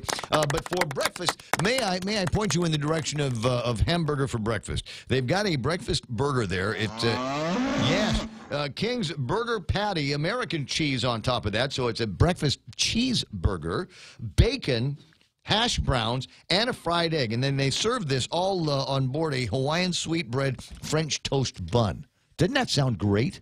It does, is. no. Yeah, and they can make it for you right now at a King's in Tamuning or Harmon, so check them out. Tired of your wireless prepaid service cutting you off when you reach your limit? Introducing Unlimited for Less with the new $2.50 a day prepaid plan from GTA. Enjoy unlimited local calls, local text, and unlimited data for only $2.50 a day. And now including unlimited calls and texts to the U.S. You can post, call, or text without worrying about reaching your daily limit. Come into any GTA store or visit gta.net for more information. Portions of the program also brought to you by my friends, your friends over at Christ Like Family when you go in there, right? Because it's Joey and his daughter Jen and Dunge and everybody. They'll take good care of you at Cars Plus. They're driven by you, as a matter of fact. The Ray Gibson Show is also brought to you by Guam Regional Medical City. First choice for your specialty care needs, Micronesia Renewable Energy. There's never been a better time to go solar. And, of course, APL, American President Lines. They're shipping your future.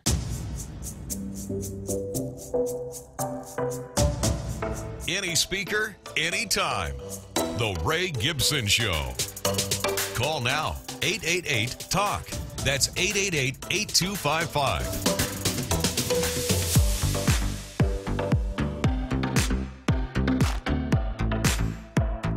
7:18. It is the Ray Gibson Show on 93.3 The Point. And if you just tuned in, you're going, well, what did I miss in the first hour?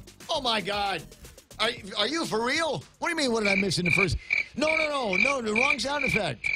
No.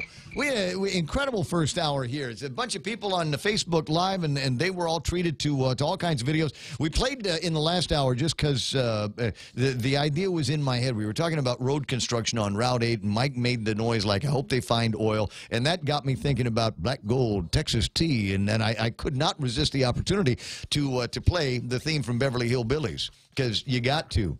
Ellie Mae, huh? That's it. Ellie Mae, Jerry, right? That's it. Yep. That's all you need to start your day, is just that image of Ellie Mae in your head. And then the story on Fox News in the last few minutes about the guy that did all of the music for the big Broadway shows. Andre Previn. Yeah, apparently he passed away, and that got me thinking about one of my favorite. I believe it's an Andre Previn song, right? I mean, from the soundtrack of the movie Hello, Dolly. Is that the name of the movie that was in? What was in? The Hello, Dolly, the song. Oh, the movie Hello. Wasn't that Hello, Dolly? I think it might have been Hello, Dolly. I don't know. Sounds right. Sounds right. Well, let me play it. From the actual soundtrack here. Well, hello. Look who's here. Dolly. This is Louis. Hello, Louis. Dolly. It's so nice to have you back where you belong. I am so glad to be back. Are you looking swell? Thank you, Louis. Dolly, I can tell. Is it show? Dolly, you still glowing, you still crowing, you still going strong. I feel the room swing and the band play one of our favorite songs. Way back when I remember it so it was my favorite. Show some snap, fellas. Find an empty love you. Dolly, never go away again.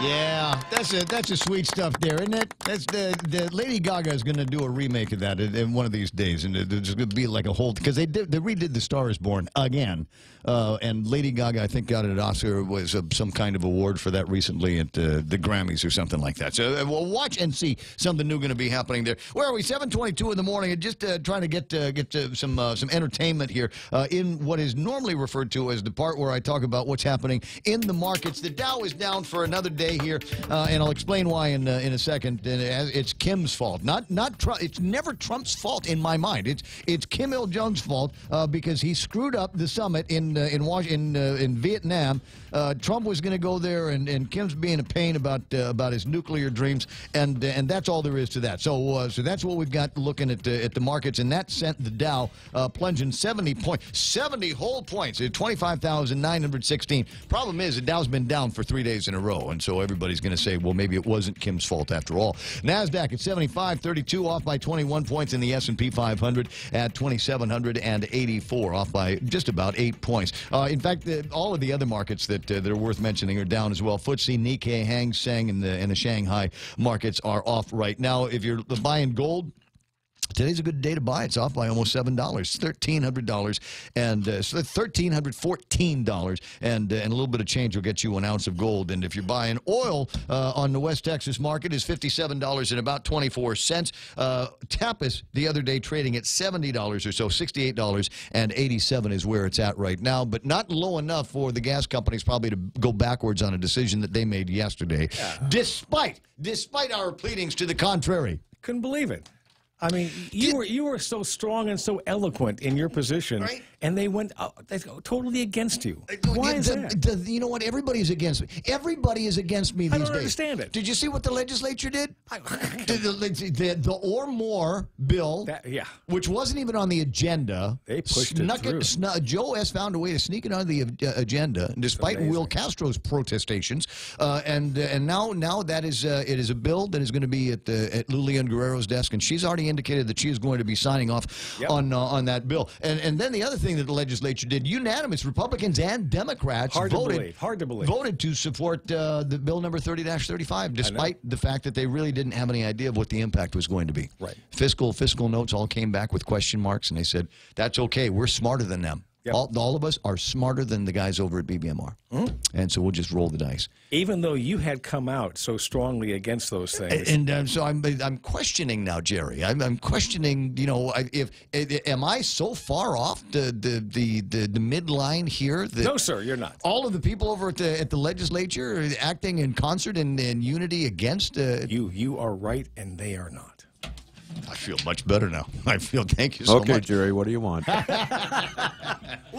now that you bring it up. What's it? We're going to try to get a hold of my buddy Al Yanger. Al Yanger's got a small business event that's going to be coming up over at the Chamber in their conference room. When is this going to be? I guess that's going to be the first question. It's happening today at 8:30, and Al is with a group called GPSI. Al came to Guam. He's from here, but came back to Guam with his family a few years ago because he heard that there was going to be this military buildup, and he wanted to find a way to take advantage of it. Yeah. So they came and put together GPSI. Well, GPSI selected as one of the prime contractors of the Seaport NXG contract vehicle, which may be worth something on the order of about $5 billion. Nice deal, Al. Yeah, well, the thing is, Al can't do it all by himself, so he's going to be looking for partners, and that's why they're doing this thing over at the Chamber. So I'll see if I can get him on the line here today. The problem with the Dow Jones Industrial Average and the other American markets being down, it does actually have to do with the failed talks out in Vietnam, and people are beginning to refer to them that way. Stocks slipped as stronger than expected economic data offset by what happened in D.C. or in Vietnam. Now, never mind what happened in Vietnam.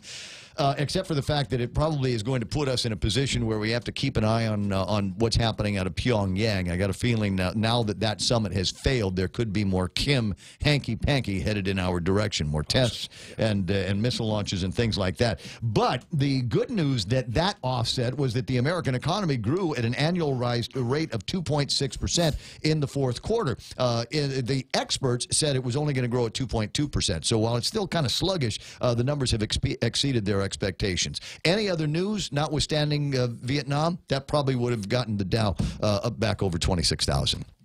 That's my estimation here. It's 7:27 in the morning, and Jerry Roberts is in the studio, and I've actually got when you throw to the break, Mike, when he throws to the break, and we got the Guahan Insurance, come back to me, and then I will say a few things about First Hawaiian Bank. Hey, all right. Like a commercial, like a live commercial in the middle of Jerry Roberts. I like it. And the extra points. Yes, everybody likes the show. Everybody wants to be a sponsor of it. All right, so here we are at 7:27, and time for Jerry Roberts in today's Extra Point, brought to you by Guahan Insurance Services and First Hawaiian Bank, where it all starts with yes. Nobody likes to think about it, but it happens to millions of workers every year. They get fired from their job. For some, it's a total surprise. But should it have been?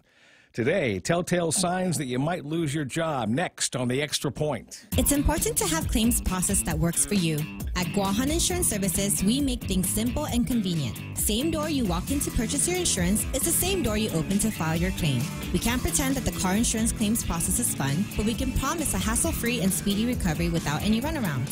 For your home, auto, and business insurance, visit us at the Camacho Landmark Center on Marine Corps Drive in Tamuning. Don't forget to like us on Facebook or give us a call at 475-1162 or text 929-SAVE. That's 929-7283. First Hawaiian Bank, FHB, has Wi-Fi in every Guam branch. That means the guests will be able to come in and enjoy the service while they're in line. More importantly, they've got service ambassadors now who will assist bankers in learning about the new digital banking pieces, whether it be online or through the mobile app. Stop by any branch and speak to service ambassadors about convenient options through mobile and online banking. I made 2 check deposits in the last 7 days and didn't go anywhere near the bank. I was able to do it with the camera and my First Hawaiian Bank mobile app. Want more details? Visit a branch and speak to a service ambassador today. Your boss stops asking you for any kind of input. Is that a good sign? That's not a good sign. It could be a sign that your job is up for grabs. Here's a list of a bunch more things. Even worse, if the boss wants input from your department, he or she starts asking other people in the department for it, but not you. Again, the boss seems to be documenting everything when it comes to you and your performance. Why would they be doing that? More reasons why you might be concerned about your job. It could be a warning signal if some of your key duties are being transferred to your coworkers. I don't like this one. You've been asked to train someone else so that they can do your job. The company says it's part of their cross-training initiative. You haven't been hitting your goals, and nobody is questioning you about that anymore. More reasons. It could be that the boss is a jerk, but it could also be trouble if he or she humiliates you in front of other people. It's also not good if you're no longer invited to key meetings or brainstorming sessions. One meeting here or there may not be a cause for worry, but if it persists, this is a big red flag. Your boss seems to compliment other employees, but not you. Nobody shares information with you anymore. You're left out of email threads. You have to directly ask other employees about what's going on in the company. And it may be time to get that resume updated if your boss asks for a list of everything you are working on and to create a job description for your position. That's not a good sign. If you notice that just about everything you do seems to annoy your boss and you're receiving continual negative feedback, maybe, just maybe, you're being sent a message. No matter what you do or how hard you work, nobody ever praises you for your achievements. Ooh, possible red alert on this one. Your project deadlines just got moved up, all of them, and they're all due at about the same time now. It also could signify a problem if your boss leaves the company or the company has been bought out. Ouch, your access to certain data is now limited or entirely cut off. And not the way you want to start the day. You open the Guam Daily Post and see that your company is advertising your job. I don't believe it. How rude. There you have it. 17 warning signs that your job may be coming to a close. I hope it never happens to you. That's the extra point. Get out there and make something good happen today. For 93.3, The Ray Gibson Show, Guahan Insurance Services, and First to Wine Bank. I'm Jerry Roberts. But that's a keeper. That one there is definitely a keeper. How to tell that your job might be on the line. You're about to get fired. And there's almost every single one of them, I'm sure, has resonated with anybody that has ever unexpectedly lost their job. Just didn't see it coming. Weren't able to read the handwriting on the wall. I had a friend last year who didn't see anything coming necessarily, and he was invited to an orientation meeting for his company. They were rolling out all the new people, the entire list of employees that were going to be there. And he gets there, and on the program, it listed everybody's name except his. And that was his first indication that he wasn't coming back. It's and I brilliant. said, are you kidding me? Yeah, I knew that things were rocky at the last place I worked when I went from being the vice president of operations to being the vice president of strategy. What the what? The vice president of what? Yeah, just kind of made that up. All right, so it's 7:33 in the morning, and I got this from Lady Deeves asking, Jerry, that would be you. Yeah. Can you advocate for the Department of Labor for better working conditions for the private sector? Sure. And Lady D in the last couple of days has been talking about how it is that private sector employees, many of them performing without a contract, performing without a net, at-will employees at that, and people that can be fired for basically no good reason, where all of those things might be happening. Good reason. They can get rid of you for any reason. It is, and it's the private sector. Unless you're working in a union shop, there's not much by way of protection for these guys. Should there be more? Well, if you've got a contract now, and this actually happened to me. If you've got a contract and the company decides to cancel that contract, then it would be under, I believe it's under Department of Labor purview. That they would have to step in and maybe arbitrate that. But if not, you're going to wind up going to court if you want to do that. Or maybe if there's a mediation clause, you can deal with it. If there's not a mediation clause, and many of them don't have that, then you're going to just simply have to go to court and deal with it, because there really is no protection. What are your thoughts on non-compete clauses? I mean, when years ago, really hard to deal with them. Yeah, we did. There were non-compete clauses were kind of a standard part of a lot of broadcast guy contracts, because they didn't want they didn't want you to leave if you quit or if you got fired. Then you cannot go and work for Brand X radio station for a year. Yeah, for a year. So you're on the beach for a while, right? That's ridiculous. Yep. I mean, and so that's why they. I don't believe that those laws are enforceable here on Guam. No, they're not enforceable. But if you want a non-compete clause, very simple. And I will agree not to go work for another radio station. You will agree to pay me for a year. Yeah. Not a problem. Okay? We're both on the same page. Okay? if that's what you want. Because that solves your problem, not having me on the other radio station. It solves my problem, being able to pay my rent. Yeah. Okay? So I will sit on the beach, and I'll come by every 2 weeks. I get a paycheck from you, and the rest of the time hang out with the old guys over in the plumbing aisle over at Home Depot. 7:35. I like the idea. That's Jerry Roberts. And this morning's Extra Point. Headlines now from the Guam Daily Post and Kevin Kerrigan. Half a day and good morning, Guam. In the headlines from the Guam Daily Post this morning, the cost of gasoline on the rise again. Mobil jacking up its price yesterday, raising the costs per gallon by 10 cents from $3.90 to $4 a gallon for regular unleaded. Shell and 76 expected to follow Mobil's lead as they usually do. This is the first price increase following 6 consecutive decreases since November of last year. The last price decrease was on January 7th, which dropped the price per gallon down to $3.90. Now it's back up to $4 a gallon. According to the American Automobile Association, the average price of gas across the mainland is only $2.41 a gallon. Prices are increasing following reports that U.S. crude inventories have fallen. Yet another sexual abuse case has been filed in Superior Court against the Roman Catholic Archbishop, the Boy Scouts of America, and the late priest Louis Brouillard. The 56-year-old plaintiff in this case is identified only with the initials GH to protect his identity. He's a resident of Barragata and the latest person to allege that he was sexually molested while serving as a Boy Scout in the 1970s. At the time, Brouillard was a priest and a scoutmaster. G.H. alleges that Brouillard swam completely naked during the outings and instructed the boys to do the same in order to earn their merit badges. He alleges that on each of the swimming trips, the priest attempted to fondle the boys. The lawsuit seeks no less than $5 million in damages. U.S. Army Private Second Class Clayton Jerome Cepeda was laid to rest yesterday afternoon at the Guam Veterans Cemetery in Pidi. More than 100 of Cepeda's family members and friends attended the burial. His remains arrived on Guam Sunday night. Cepeda was 19 years old when he died. He was found unresponsive in his Army barracks at Camp Humphreys in South Korea on February 11th and later pronounced dead. He is the third Guam soldier deployed to South Korea who has died recently. The Army says it's investigating the cause of Cepeda's death. The cause has not yet been released to the public or his family, according to Jeannie Marie Taitno, his aunt. The Army has been supportive, she said, but has not provided any answers.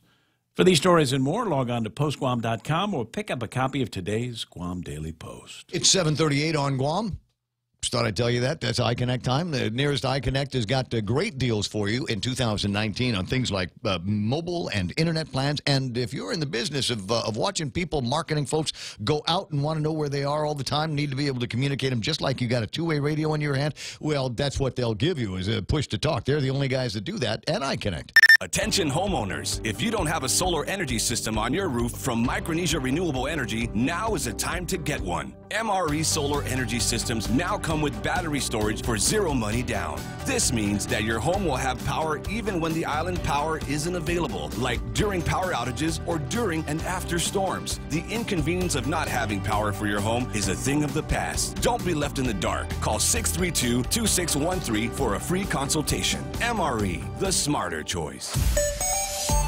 Let me see. I'm going to look at the traffic gizmo. While I do that, I want you to take a look at a video a friend of ours just sent of a winter landscape in Montana. So if you think it was cool here this morning, imagine what it's like there in that white winter wonderland. What have we got for you? Traffic building in all the usual places, just into Dededo from the northern end. That is going to meet up with a lot of traffic over at the intersection of 1 and 3. It looks like it's snagging up in all three directions there. It'll be clear once you get past about where the ITC building, once you get past the Micronesia Mall. Traffic around the ITC building not looking so bad right now, 8, 10, and 16. Fairly clear. You're going to see a little bit of traffic as you get closer and closer to the intersection, but it'll open up before too much longer.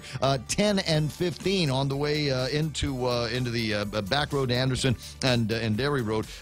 Watch out for traffic in both directions there at that intersection, and then again around the University of Guam and GCC area. 4 and 10, tiny bit busy. 4 is going to busy up as you get closer to the intersections, but should be all right until you get into the downtown area. And then again, we've got traffic building at the 2 or 3 intersections on Route 4 in the downtown Hagåtña area. Nothing major working anywhere else. Might see some traffic starting to build in front of Navy Hospital and that compound right about now, but it should clear up before you get too close to the courthouse.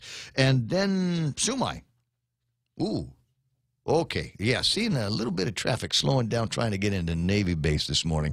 So build in some extra time. Go grab yourself a cup of coffee. You'll be all right. 20 away from 8 o'clock in the morning. That's right now traffic here on The Point. Laddystone Entertainment and the stations of Choice Broadcasting present a roaring 20s party. Great Gatsby style. Get dressed up and party with the Miss and Mrs. Kirby Guam contestants. Saturday, March 2nd at Roots Bar and Grill. Tickets are $10 or $15 at the door with 1 free drink. Special thanks to Pitbull Empire, Local Promos, One Punch Media, The Hive, and Island Lux.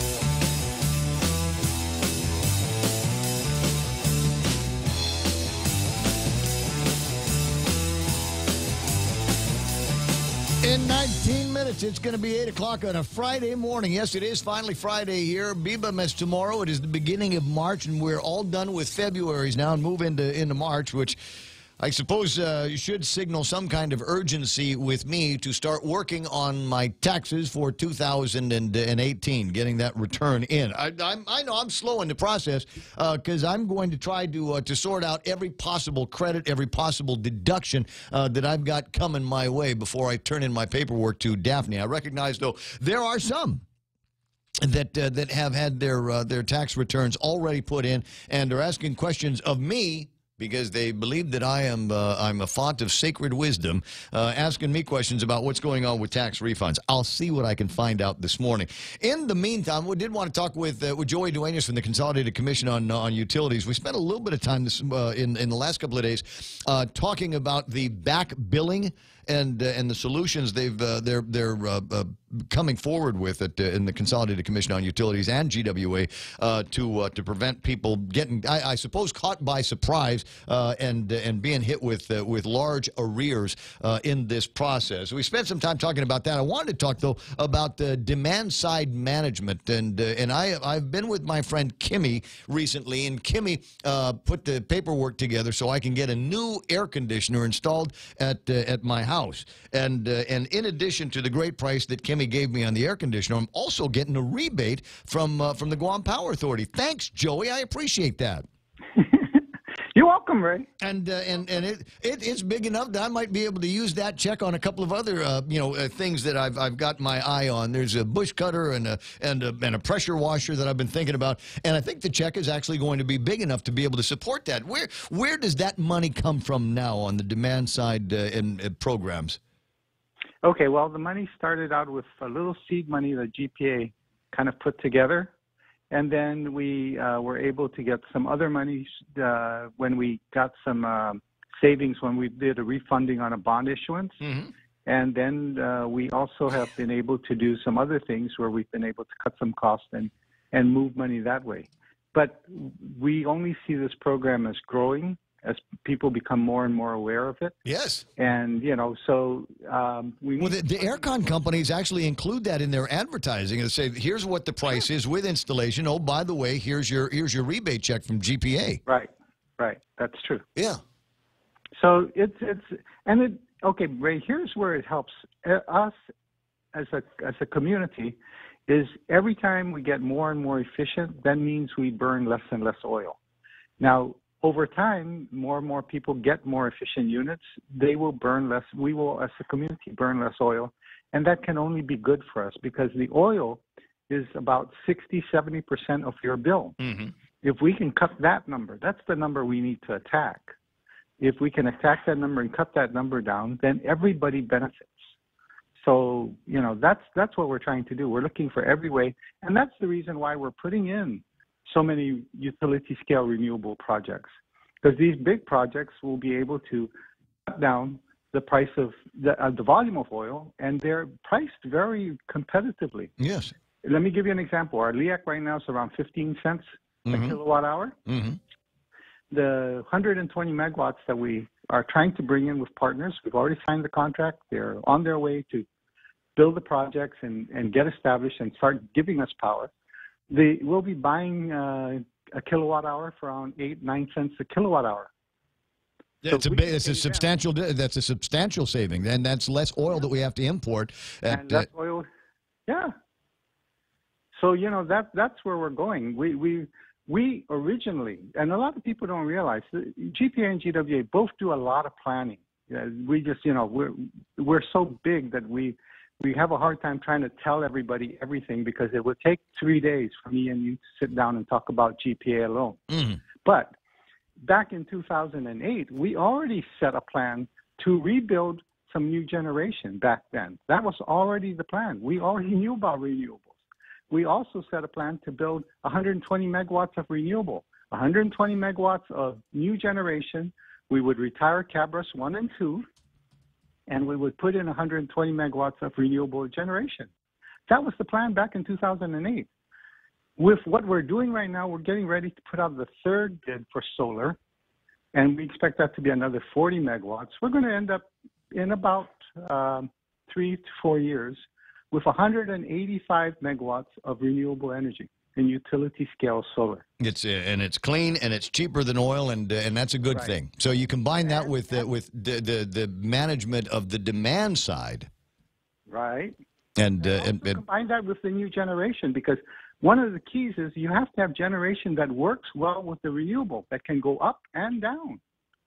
You know, the generators we have right now, the old generators, want to run at 60 megawatts or want to run at 40 megawatts and not go up and down. They don't want to go down to 35. They don't want to go down to 30. But the plan back in 2008 was 120 megawatts of new generation. Why? 120, 120. What does that do? It balances itself. The sun stops shining. We get a lot of heavy rain days. The 120 would power up the island, right? Right. So I'm trying to figure out how to equate this. It's like having two internet feeds at the house. So when one slows down, the other one will pick up the slack in this shotgun maneuver that you've got there. So it's just a question of being able to throttle up and down at will. Old technology doesn't do that. The new stuff does. So I think that's cool. Going back to on the demand side thing, it's interesting about this plan that from 11 years ago that we're now starting to see the benefits of. But the demand side management is still, that incentive program is still very, very strong. I remember being able to buy a new water heater and getting a bonus from GPA many years ago. So it's a good plan, and it's where. How much money is in the account now? How much money has been spent in the recent years on this demand side management? We spent about $3 million. That's the number I think in my head. Okay. And we have enough money to go through the end of the year. That's why we do things. We don't do things at the last minute. So we're talking about it right now. We're gonna discuss it further at the next meeting. Some of the commissioners wanted a little more time. They wanted a little more information. That's not a problem. That's what we do. And at the next meeting, hopefully we get the information that we need, and we sit down and we make a decision. Then it goes to the PUC. The PUC is in agreement with what we're doing. The PUC came up with some ideas, and we're saying to them, yes, we like the idea. How do we pay for it? That's the key. So you've got a couple of options in front of you. One is to put the program on pause, but that would maybe act as a disincentive for the consumers to be able to control their demand. And the other one is to find other sources to replenish the fund. And what scared me the other day was they were talking about I don't know if it was you or other members of the CCU had started talking to the media about the idea that what we'll do is we'll add additional charges on the LEAC side of the bill, and then use that to replenish the fund. And I thought, well, wait a second, that sounds counterintuitive to what we're trying to do. Well, no, because see, what we're doing is the demand side management. What were we talking about? It helps us burn less oil. That helps everybody. So what is the price that we pay? Is the oil. So it should come out. It replaces oil. So that's where the best place to get the resource. The revenue from. That's what we do, by the way, when we pay our vendor in Luzon for delivering photovoltaic kilowatt hours to GPA. We pay from the LEAC, because if you're going to pay the guy in Singapore, or else you can pay the producer utility scale solar, or you can pay the demand management incentive, then you're paying all of those things. The guy in Singapore, that's the one you're cutting down. That's money that leaves the island, doesn't do us any good, but you're actually helping people get that air conditioner that they need, but get the efficient one. Yes. And there's a side benefit, because, Ray, when you put in your air conditioning unit, you're now going to be consuming less kilowatts. That means your bill goes down again, not just on the LEAC side, but on the other side. But I guess I've got it compartmentalized in my head, so where I'm thinking, okay, well, there should be obviously there's going to be a break for me. My bill should be going down, but it just seems to me like any of the savings that I'm enjoying would be offset by the LEAC rate, which is something that I'm not in control of, and that has to do with the price of West Texas. Not necessarily, because if you're burning, say, let's say if you're consuming 1,000 kilowatts a month, and your air conditioner now is bringing that down to 800, you're getting a break not on the fuel only, but also on the non-fuel portion that you pay. Because everything you get charged for is times that 800 kilowatt hours. So you are getting a break. It's one of those weird math things. It's like a math word question that you've got to go through everything at the board. I'm not that good at it either. We have engineers and all these guys, and they come up and they said to me, okay, this is what's going to happen. And I say, okay. And that's why I'm telling you, you have 5 commissioners who are looking at this. We're getting information, and that's what we're doing. So we're asking questions. So some of us are saying we'd like a little more information. Yep.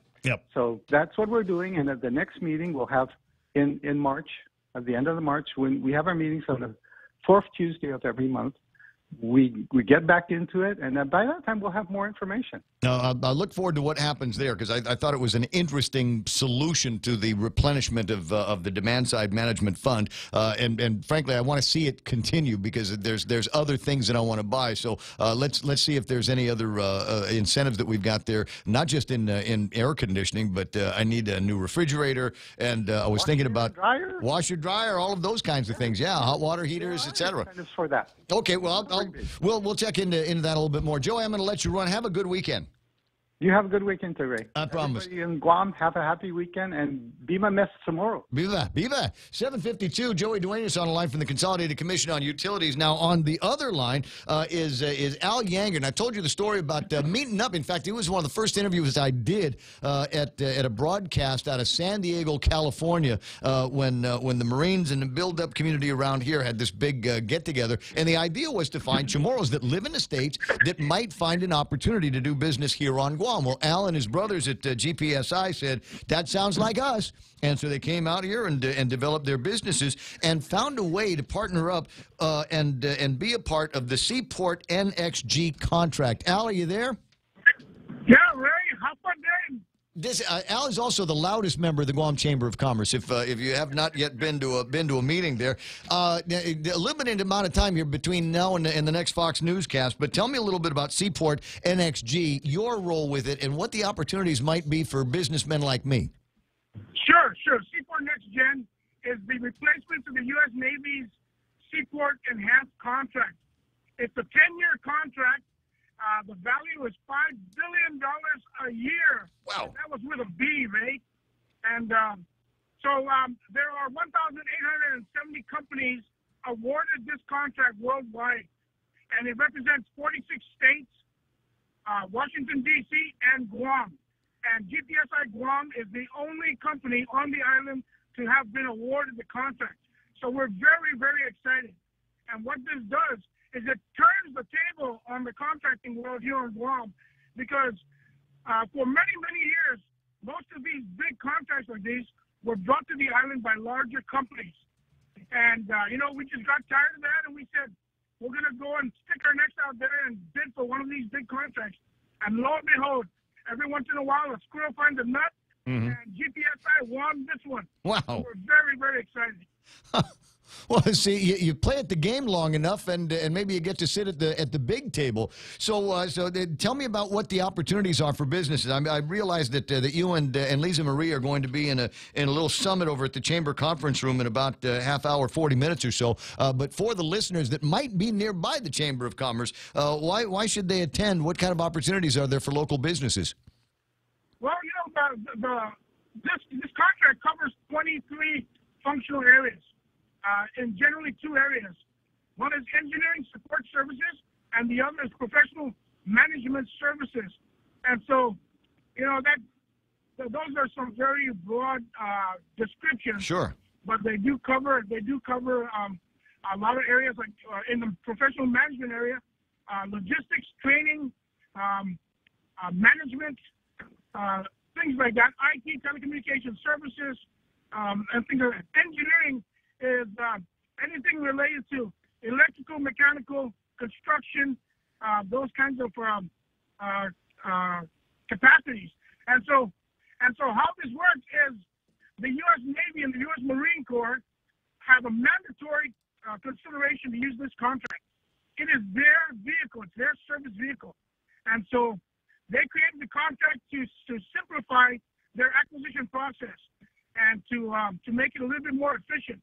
And so when they have a requirement, they turn to the contract and they say, find me companies that are vetted already, who own the contract, and that would be GPSI Guam, here on Guam. And then they say, I need a solution.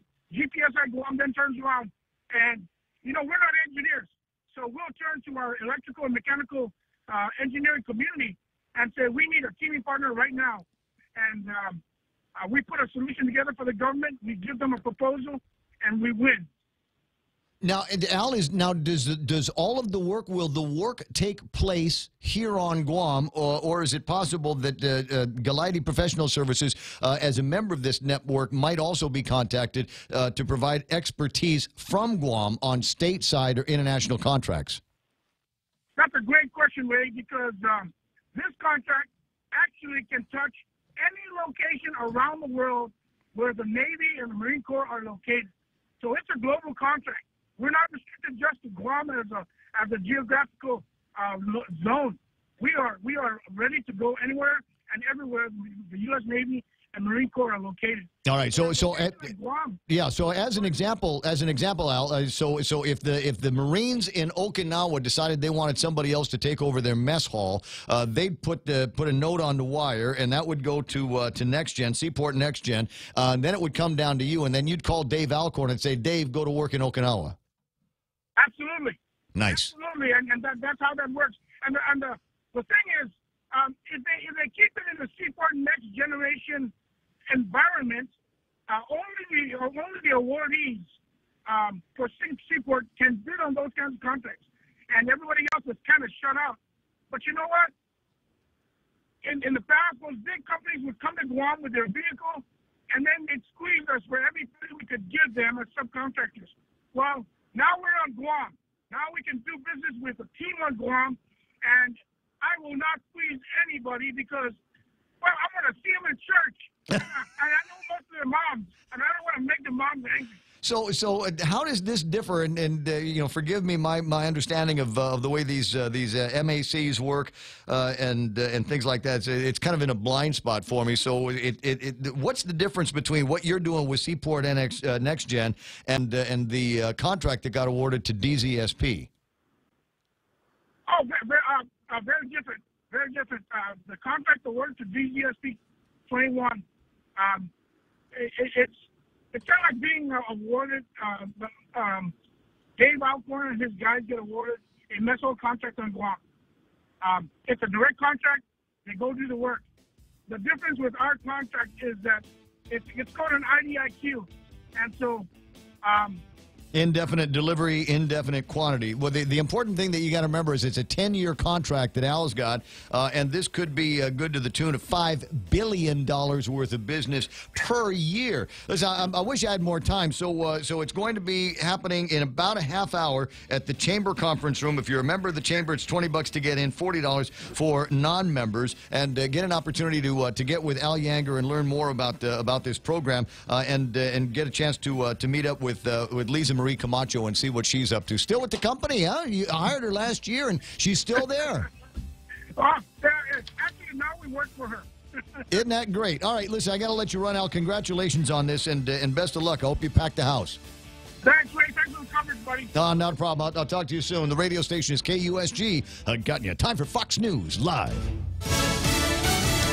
Coming home empty-handed. I'm Lisa Brady, Fox News. President Trump due back at the White House this evening after a second summit with North Korea's leader that was cut short in Vietnam over disagreements on sanctions and disarmament. It is difficult to say whether there might be better agreement than the one based on our proposal at current stage. North Korea's foreign minister through a translator saying they wanted a partial lifting of sanctions, calling it a reasonable request. President Trump said before leaving Vietnam, Pyongyang wanted all sanctions lifted. We thought, and I thought, and Secretary Pompeo felt that it wasn't a good thing to be signing anything. Though he insists they left on good terms and that the process will continue. Walking away, earning the president some bipartisan praise, including from House Speaker Nancy Pelosi. For the second time in 2 days, a gun bill passes the House. Fox's Jared Halpern, live on Capitol Hill. The House approved the measure extending the review time for a background check on firearms purchases from 3 days to 10 days. It closes what supporters called the Charleston loophole.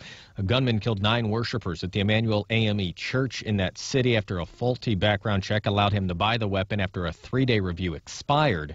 Earlier this week, the Democratic-controlled House advanced a bill requiring federal background checks for nearly all gun sales and transfers, 9 neither are expected to get a vote in the Senate. Both would be vetoed, the White House says. Lisa. Thanks, Jared. A former coal industry lobbyist will be the new head of the EPA. Andrew Wheeler winning confirmation in the U.S. Senate on a mainly party line vote today. He's been the acting EPA chief since former Administrator Scott Pruitt resigned last year amid spending and ethics investigations.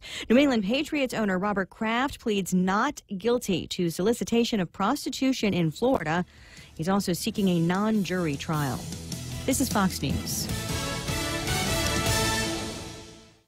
Shrimp and guacamole for Lent at Subway. The all-new shrimp and guacamole combines generous portions of whole shrimp and a spread of guacamole served on freshly baked bread, paired with vegetables cut fresh daily in restaurants and sauces that are sure to excite your taste buds. Hurry in, it's only available for a limited time. Other fresh Lenten flavors include the classic tuna or the mouth-watering greatness of our seafood sensation. Don't forget the Veggie Max, a delicious and tasty vegetarian patty. Visit any of our convenient locations today. At Subway, you make it what you want. Attention homeowners, MRE solar energy systems now come with battery storage for zero money down. This means that your home will have power even when the island power isn't available, like during power outages or during and after storms. The inconvenience of not having power for your home is a thing of the past. It's solar with battery storage exclusively by Micronesia Renewable Energy. Don't be left in the dark. Call 632-2613 for a free consultation. MRE, the smarter choice.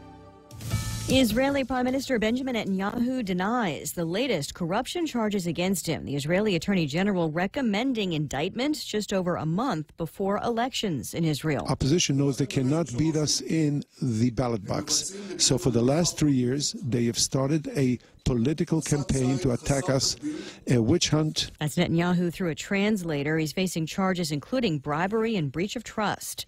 Martha Stewart has gone to pot, sort of, agreeing to serve as an advisor on hemp-derived CBD products. Stewart's parent company, Sequential Brands Group, is partnering with Canadian cannabis company Canopy Growth. Canopy says it will be leaning on her vast knowledge of consumer products while exploring effectiveness of CBD as it relates to improving the lives of both humans and animals. Stewart says she's looking forward to the first collaboration together, which will offer sensible products for people's beloved pets. Jenny Cosola, Fox News. Actor Luke Perry remains hospitalized, though a spokesman has not confirmed exactly why, only saying the 90210 and Riverdale stars under observation. It was around 9:30 apparently that a phone call was placed, a 911 call from his home in Sherman Oaks, northwest of downtown LA. That call described somebody, according to TMZ, having a stroke. Now, his health has not been known to be an issue for the 52-year-old actor, although he was treated for precancerous growths after a colonoscopy in 2015. Fox's Jonathan Hunt, some of Perry's former co-stars, posting love and prayers on social media for a speedy recovery. All-star outfielder Bryce Harper reportedly reaching the biggest deal in baseball history, $330 million for 13 years with the Philadelphia Phillies, contingent on passing the physical. I'm Lisa Brady. And this is Fox News. Here at APL, our core values give the company its heart and soul. Whether it's connecting your business with our global network through our newly enhanced service or investing our efforts into giving back to the community, APL is committed to serving you. We humbly honor the opportunity to find innovative solutions for you and your business. To learn more about our enhanced service, call 588-4651 or visit www.apl.com/Guam for more details. Family Finance has been serving the people of Guam since 1959, and they'll continue to be there for you in the years to come. Whether you're looking to get a personal loan for that summer vacation or paying off those long overdue bills, Family Finance has got you covered. Apply for a personal loan from $1,000 up to $3,600 by calling Family Finance in Agutya at 475-4545, Upper Tumon at 647-5626, or in Dededo, 633-4473. Family Finance, serving the people of Guam since 1959. Security Title is honored to join in sponsoring Ray Gibson on The Point. Half a day. I'm Rita Tidegui of Manila, and this is where I start my day, listening to the voices of our community and sharing thoughts about issues that affect all of us. It all boils down to our people and our land. Ingatan ang iyong tahanan. Protect your home. When purchasing or refinancing your home, remember to call the professionals at Security Title, just like you call Ray Gibson in the morning.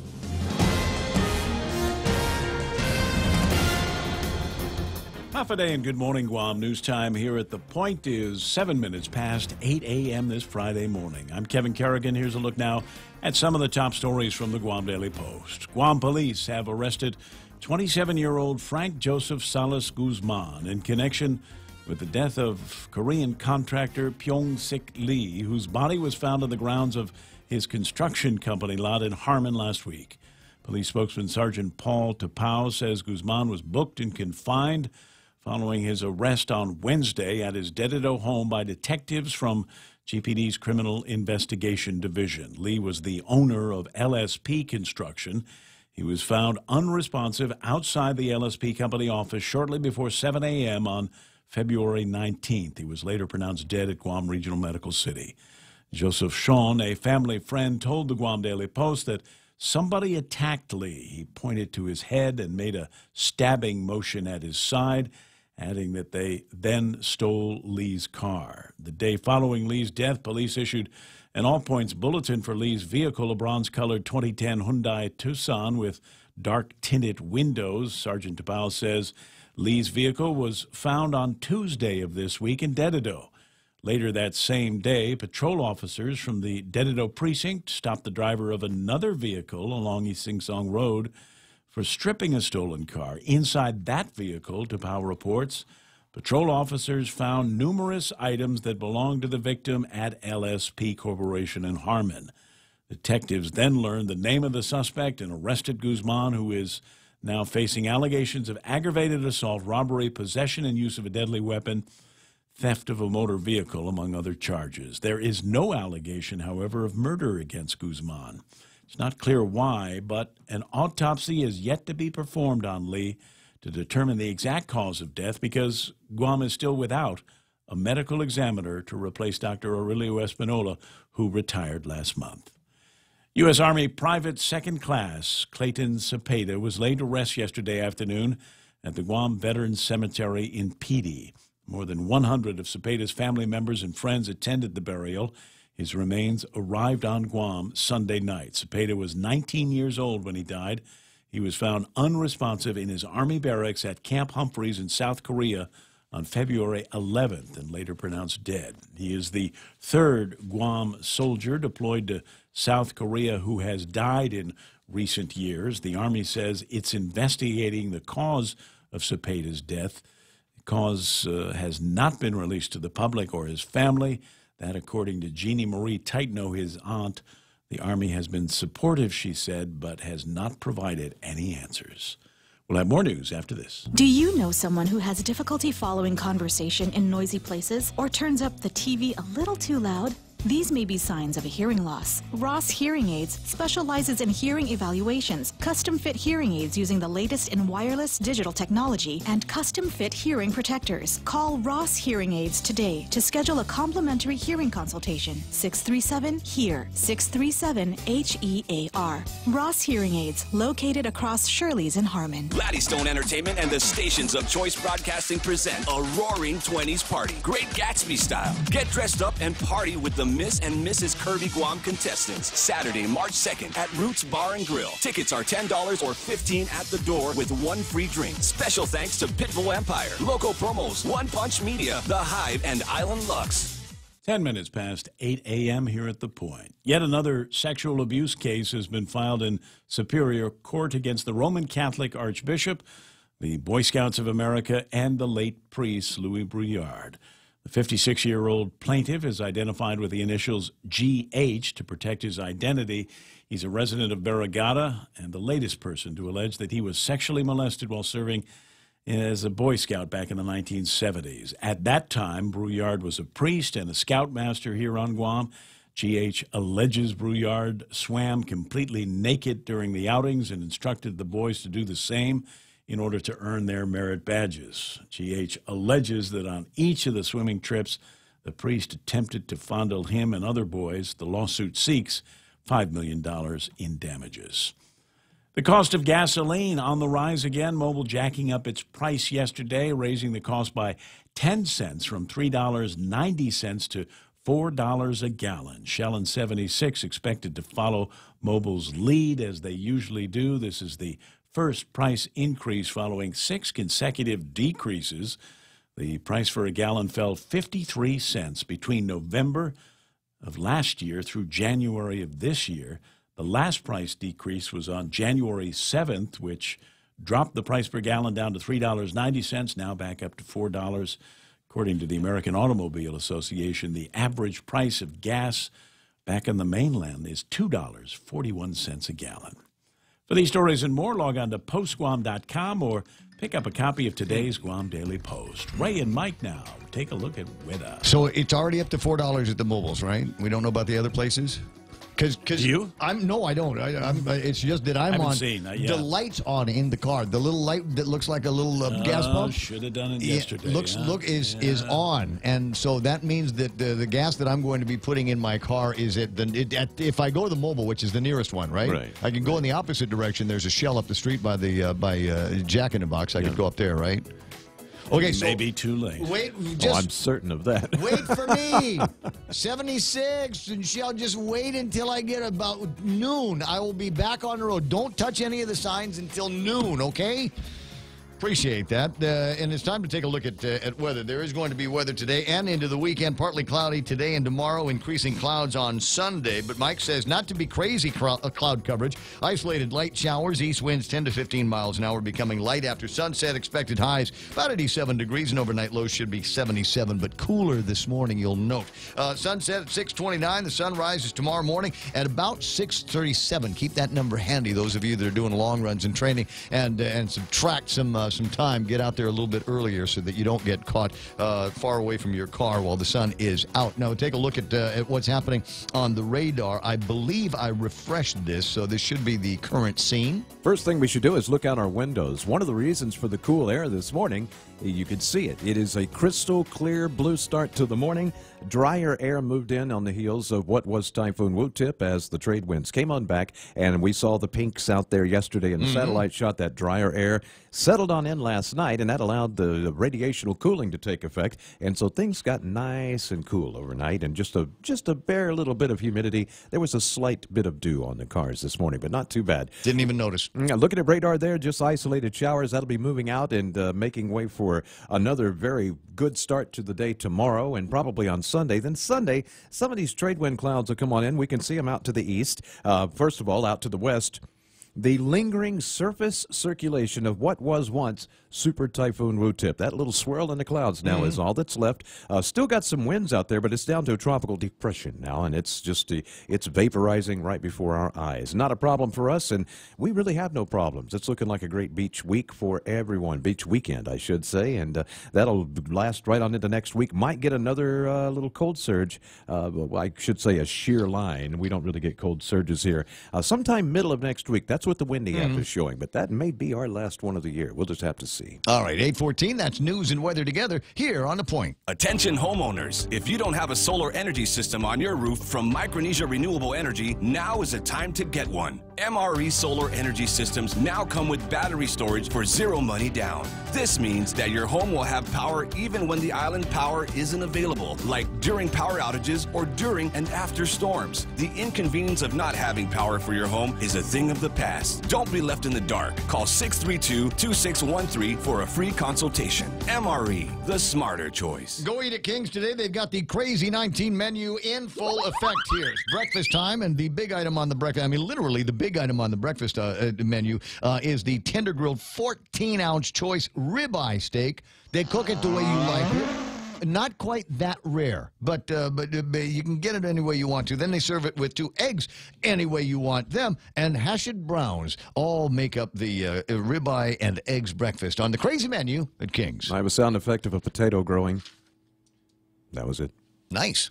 On March 9th, join Bank of Guam for the EFIT Run and Block Party to benefit Guam Cancer Care and American Cancer Society. Our Sunset 2K and 5K run will start at Chamorro Village with showtime at 4 and go time at 5. And don't forget about our block party starting at 4 o'clock, complete with food trucks, a kids zone, live entertainment, and a beer garden, so don't forget your ID. This is a bring your own water bottle event. The EFIT Run and Block Party, Saturday, March 9th. Bank of Guam, member FDIC. Hey, you can save up to 50% with Nanbo Insurance's Bundle Up plan. Love Nanbo's, they're big sponsors of the program. Call them at 477-9754. Also, Ray Gibson Show brought to you by Security Title. When you need absolute confidentiality in your real estate transactions, Ron and Kim know how to keep a secret. Also brought to you by Micronesia Renewable Energy. Never been a better time to go solar. Guam Regional Medical City, the first choice for all of your specialty care needs. Who am I missing here? The APL, they're shipping the future. And that's it, right? The Ray Gibson Show, bringing you closer to the action. This is The Point, Guam's FM News Talk Superstation.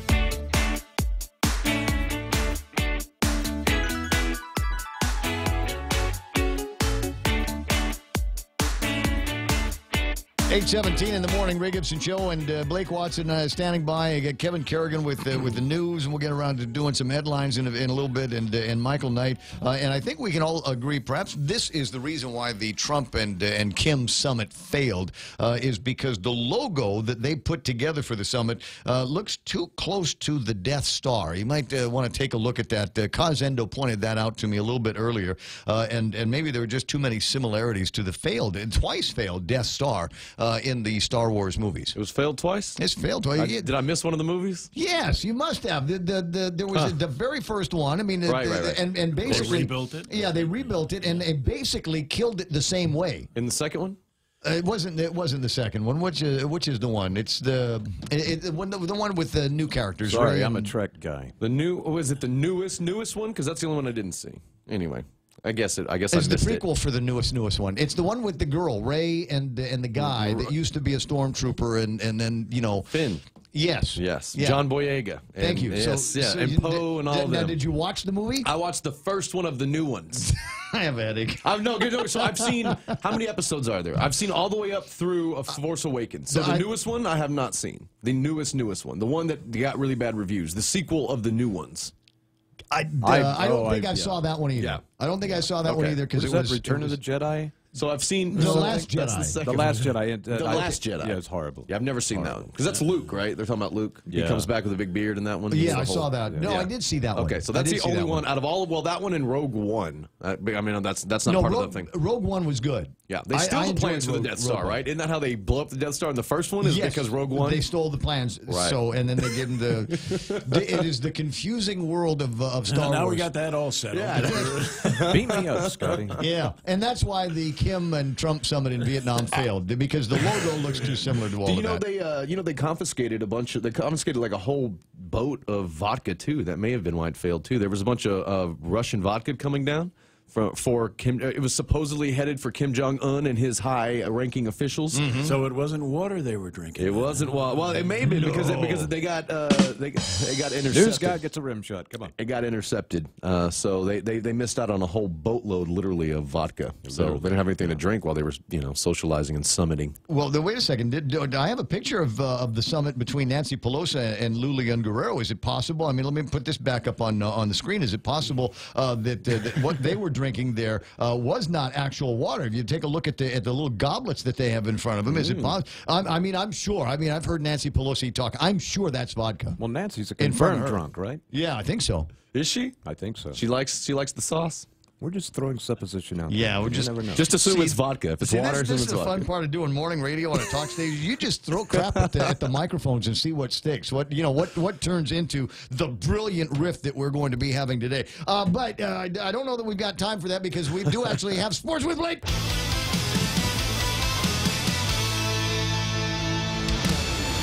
Bryce Harper's a rich man.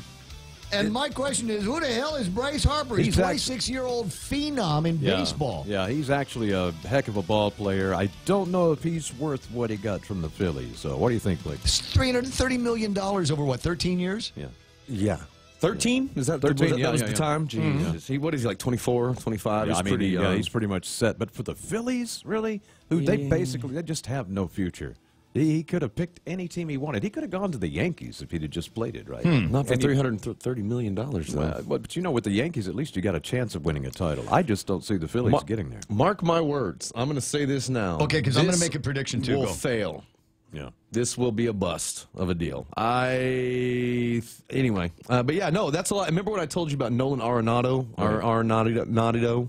from the Rockies, and he got that. Yeah, he got that $260 million, whatever. And then I said, watch Bryce Harper. Yeah, we'll get much more. And that's exactly what happened. Yeah. Okay, so here's my prediction: is some stripper is going to come out, some hooker somewhere is going to come out and say that he got busy and he wasn't supposed to, and she said no multiple times, and there's going to be some kind of overhang. I mean, unless the guy's like super Christian, is he? No, but he is like super squared away with like his baseball for Christ guy? with women. No, he's been his wife, and he's really young. He's 24, 25, and he's been married for a couple of years, and I think they've been together, kind of like LeBron. They've always been together. Mm-hmm. So I mean, that could happen. And he's also from Vegas, so growing up in that town, maybe he can navigate the stripper waters a little bit better than most because he kind of grew up with it and around them and all that. So who knows? Maybe could be. Maybe. I'm just saying. There was a time where there was athletes and there was never any controversy and everything. No super political correctness. It was just sports,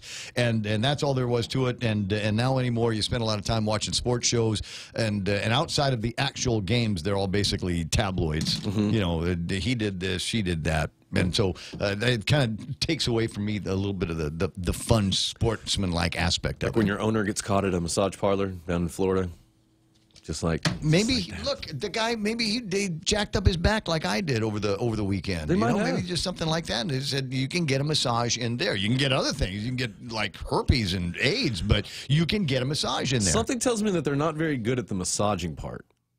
I don't know why. You never know. I'm going to leave that one alone. I'm just saying. Let's move from that because I wanted to say and give my shouts to Melinda and Rick Heath over at Island Twisters. We've got kids, I believe, in Florida, Orlando. Oh, Lord help us.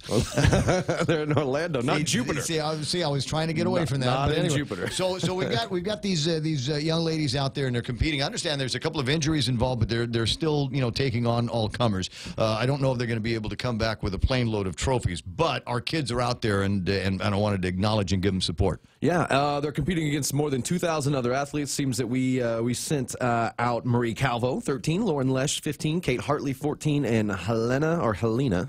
Sorry for butchering it, but Helena Nukwi. Happy, I almost said happy birthday to her, but yeah. So good luck to all of those people. And Nukwi is Guam's third level 5 competitor. She's participated in all 4 of the events, and there's also she's the one that's hurt, by the way. So just a couple weeks left. She did have her arm in a cast. She placed 11th on the bars, 1st on the beam, and 8th in her floor exercise, which is I guess 6th in the all around. So there you go. That is Guam's level 5 competitor, and all coming off of, like you said, injury. Yeah, a casted arm. I'm proud of these kids. The level that they can get to, considering that basically Melinda and Rick are the only thing close to a program that we have here on Guam. The level of success that they have off island to me is nothing short of outstanding. The size of the talent pool that we have, the lack of any other real facilities to go out there and do this stuff. These kids are fantastic. Their parents are fantastic. Mayumi did that for a while and absolutely loved it. I mean, and I remember somebody remarking about her upper body strength, because one of the things that you get from doing this kind of things is the kids get stronger. I mean, it's a very, very healthy habit for them to be in. So I'm glad to see these guys are moving on. Now, one of the other, I was always interested in martial arts when I was a kid because I got beat up constantly, right? And I figured that the way that I'm going to prevent myself from getting beat up constantly is learn martial arts. And I never actually got into any programs, but I watched them from afar. Aikido, I think, is probably my favorite in terms of just the spirituality and almost spiritual aspect of a martial art. And then there's one of my favorite, which I always thought was among the most dynamic, which is Taekwondo. Yes, Taekwondo. And there's a big Taekwondo tournament this weekend. Is it at the mall? Is that usually at the mall, yeah. right? Okay, and that's when they do the padded helmets and they do all the sparring, right? Where that's always so cool. It's kind of like at the very end of Karate Kid. And I know that's karate, but I mean, like when they face off in that tournament of sorts. Yeah, that always reminded me of watching old, like Taekwondo from when I was a kid too. But there's like I said, it's just one of those. It just feels like it's a bust-a-move kind of martial arts. Like the first time that you start doing the routines here, you will not have to fight because you will literally scare people away just by looking. Just with that look. I mean, this is that spunky taekwondo. I think Kevin Hart in one of his early jokes said that he stole a parking spot from this guy who got out and just started stretching. You know, and he goes, if anybody wants to fight you and they start immediately stretching, you watch out because they're about to kick your head off your shoulders. 8:26. Do we have any great double-I matchups? I think we got basketball this weekend, right? Yeah, or tonight. Wrapping it up. Well, I say wrapping it up. I don't really know the exact end date, but I do know it is coming to a close as is third quarter. So the playoff picture probably taking shape. St. John's heading into Tiedzin tonight to face off against the Titans. Sanchez will take on their neighbors Ukudu just across the street. JFK will battle the mighty St. Paul Warriors, who I believe only have one loss on the season so far. Yeah. Notre Dame will take on Southern in the Battle of the South. GW versus Harvest, and FD will travel the short jaunt down through Chalampago to Guam High, where they will meet up on the hill in Agana Heights. Well, I guess, yeah, the gym's on the hill, too. But, yeah, and then the Friars, this is something that I'm trying to kind of navigate my way through. IIWG basketball season, it is coming to a close, and it seems that forfeits were officially handed down to the FD Friars and the St. Paul Warriors. What? So I guess St. Paul has 2 losses on their record now, although they only really lost one of them. After a failure to find rescheduled games for a time they missed while playing in off-island tournaments during the season. So I guess because they weren't able to make up the games and they can't, it seems that they will both be handed a loss via forfeit. The IIWG issued forfeits on, let's see here, it's... as neither Guam High nor GW could find a rescheduled date after Typhoon Wu-Tip, and they had already pushed the season back 1 week. So I guess they got to forfeit the game. Yeah, so neither opponent could reschedule. So FD was supposed to probably face GW or Guam High, then St. Paul the other one, and then neither team could find a place. And I guess since it was on FD and St. Paul because they weren't here initially, I guess the ruling is that the loss goes to them. So a little bit of a debacle, and like I said, I'm trying to navigate it as best I can and report on it as best I can. But it seems as it stands now, the Friars and the Warriors both handed a forfeit loss. Lisa Barroso is online, as is Keith Dixon, Jack Airy, and Kaz Endo. Ismael says, Aikido is a great start. You got little kids, 6 years old or so, because they're springy and they're wiry, and they can handle all of the roles that you're going to, that people are going to ask them to do. Sensei is going to say, fall down 20 times in a row. And learn to do, because you start with, I guess the theory is if you know how to fall down, the rest should be able to come naturally for you. And there's a lot of throwing in Aikido as well. People get thrown around. I worked with a guy at construction. He was just a big trash talker. Yeah. And that's what he used to always say.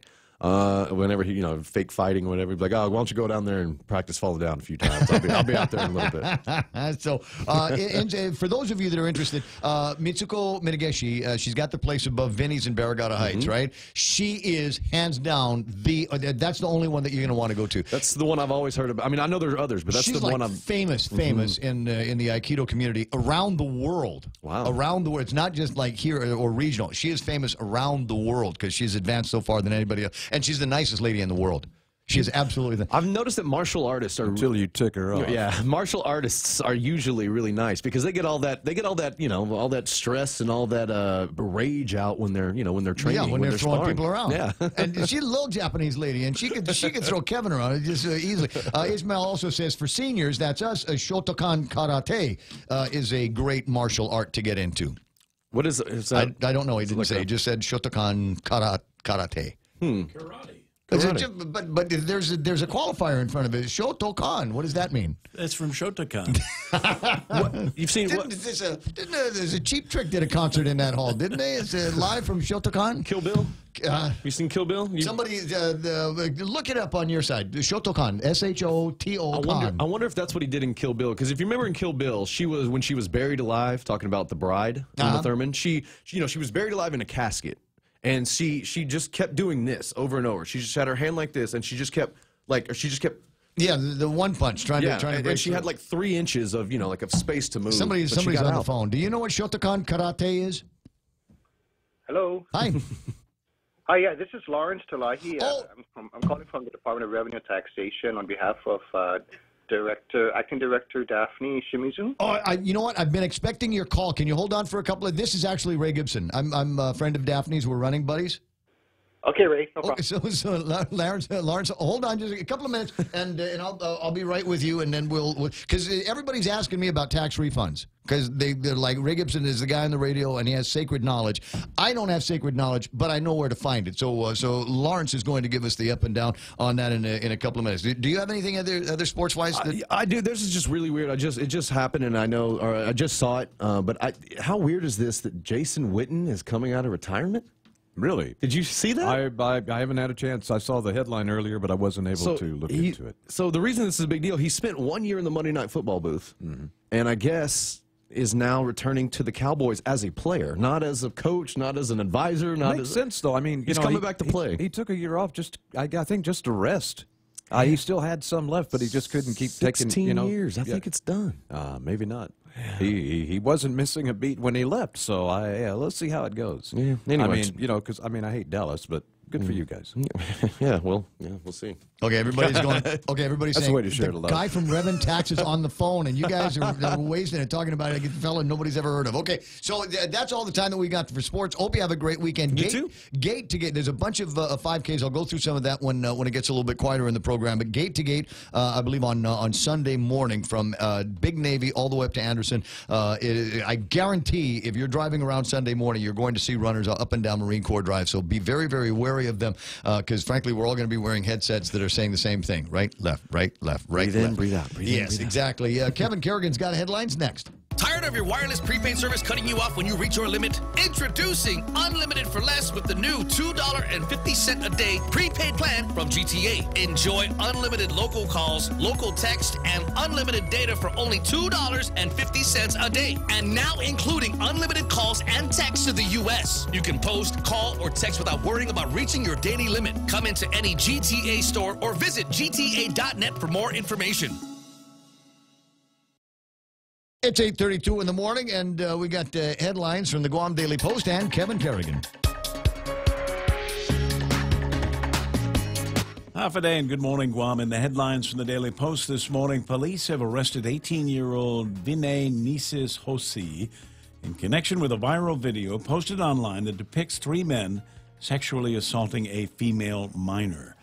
Hosi was arrested by GPD's Domestic Assault Response Team, DART, which launched a criminal sexual conduct investigation on January 22nd following a Guam Crime Stoppers tip. It's not clear where the video was recorded, but a release from the police department says that the three men seen in the video are off-island. The release states that they're working with the Office of the Attorney General and federal law enforcement counterparts on the issuance of arrest warrants for those three off-island suspects and trying to coordinate their return to Guam. Hosai was arrested on Wednesday of this week at the AB-1 Pat International Airport after he arrived back on island. He's been booked and confined on allegations of first-degree criminal sexual conduct, possession of child pornography, and dissemination of child pornography. Former Navy sailor Quentin Bezon has been given a reduction in his original 4-year sentence and will now only serve just 2 years in prison after being convicted of sexually assaulting a woman in 2015. Bezon was out with a group of friends drinking in Tumon one night in October 2015 when he and a woman in the group, whom he didn't know prior to that evening, ended up sleeping in the same bed. They were among a group that rented a hotel room. She later accused him of sexually assaulting her. He was first sentenced in July 2017 after a jury found him guilty of third and fourth degree criminal sexual conduct. He was also ordered to pay $2,000 in fines. Bezon appealed to the Guam Supreme Court, arguing that the Superior Court did not allow him to make a statement during his sentencing. The High Court affirmed his conviction but struck down his sentence. Bezon was resentenced during a hearing in Superior Court yesterday. He told Judge Michael Berdallo that he is sorry for his actions, but he also maintained his innocence. 35-year-old Jeffrey Peter Leon Guerrero Santos II of Jonia was arrested on Wednesday after officers with the Agana precinct got a complaint about a robbery involving two young boys. GPD spokesman Sergeant Paul Tapau says the boys reported being approached by a man who asked them if they wanted to live.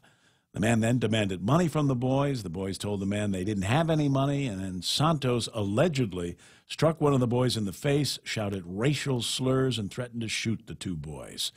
Police found Santos at his home in Jonia, arrested him on allegations of robbery, terrorizing, assault, and child abuse.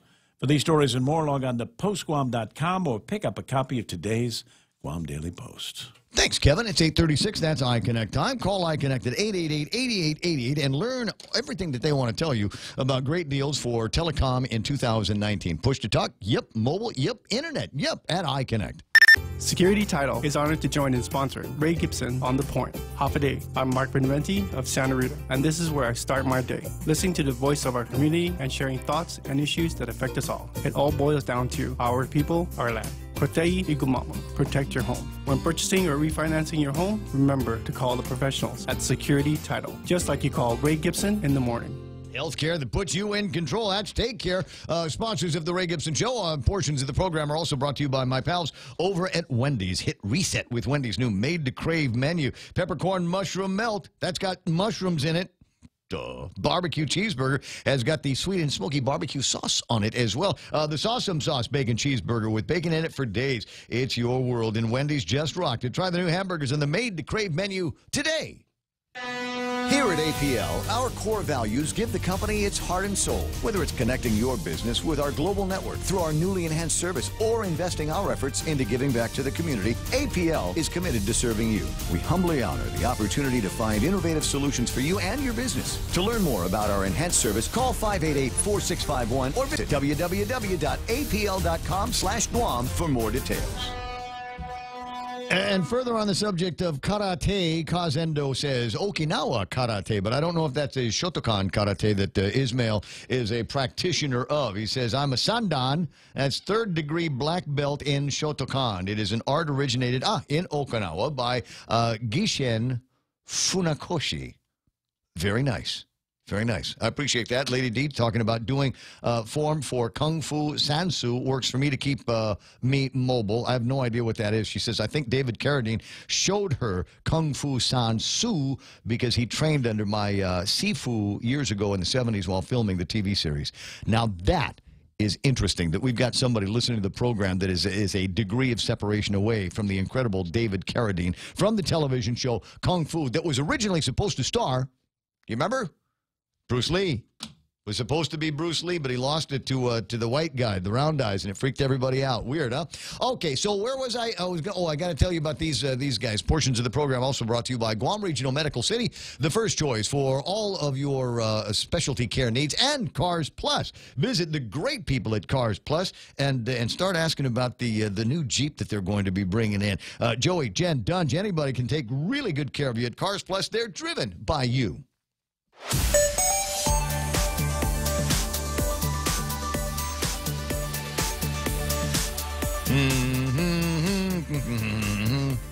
Let me see here. I got to look at the traffic gizmo, but there's something else that caught my eye.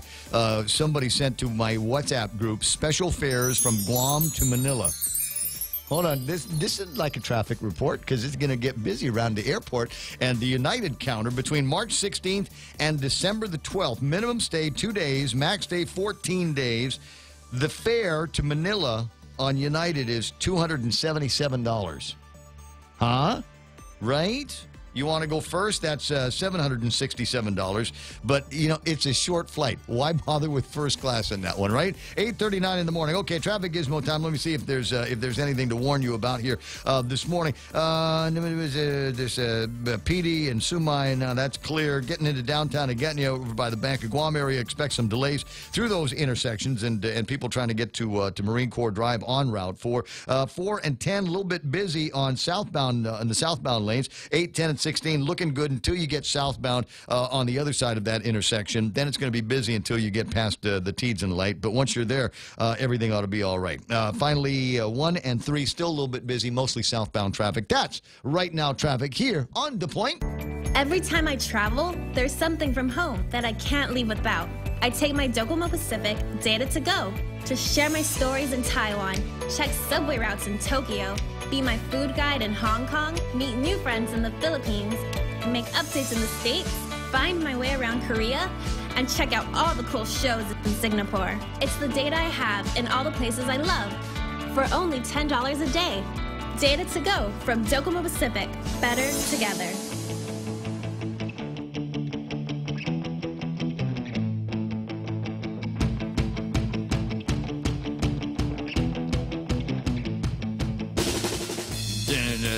Hours ago, I wanna be sedated.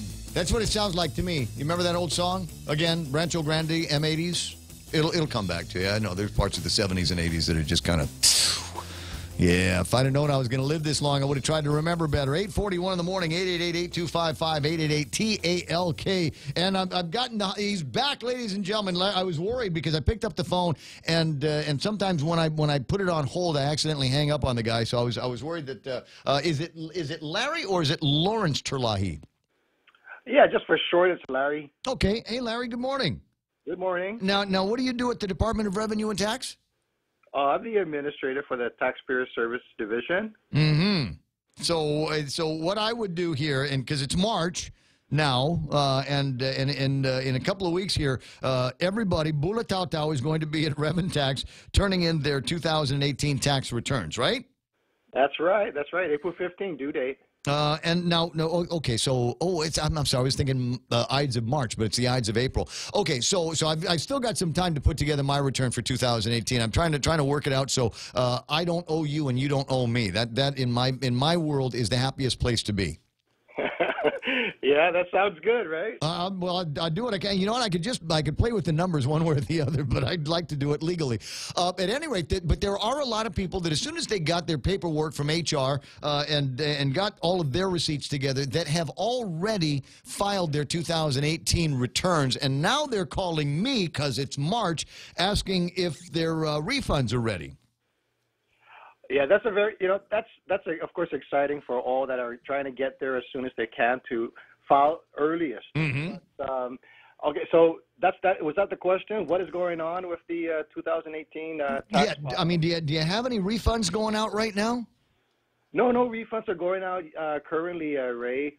We are, of course, still taking in all those returns, and we have a process, of course, of getting them into our I guess what we call our central files. Mm-hmm. And that's where we're currently at with the 2018.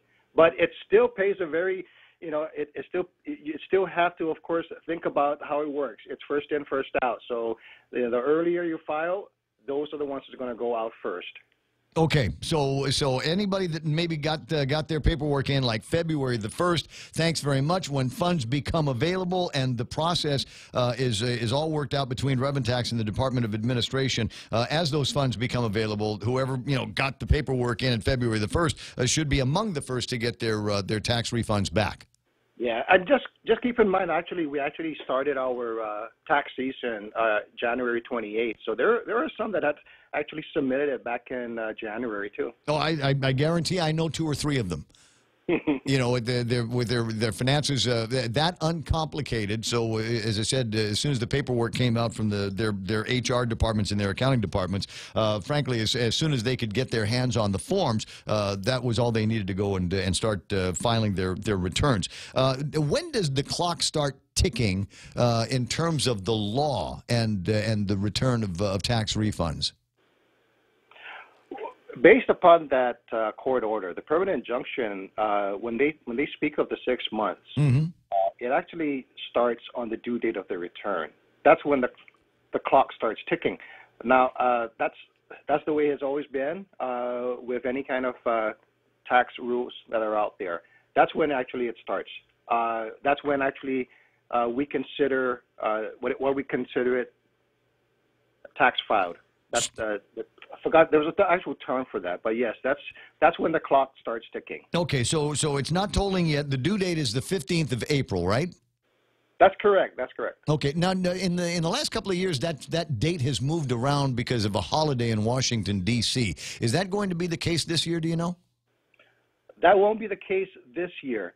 That holiday back then is called the Emancipation Day, mm-hmm. and it just so happens that it fell on certain days when D.C. would celebrate it. And because IRS was located there, they went ahead and followed suit with and followed along with the holiday. We're not in that situation this year, so April 15th is the due date. Okay, so anybody that filed, say, on January the 28th or 29th or so is going, okay, well, they got 6 months to get it to me. Otherwise, there's going to be trouble. There's going to be hell to pay. There's going to be a judge gaveling down on Larry and Daphne. But that's not the case. It does not start, the 6-month deadline does not start tolling until the middle of April. Yeah, that is true.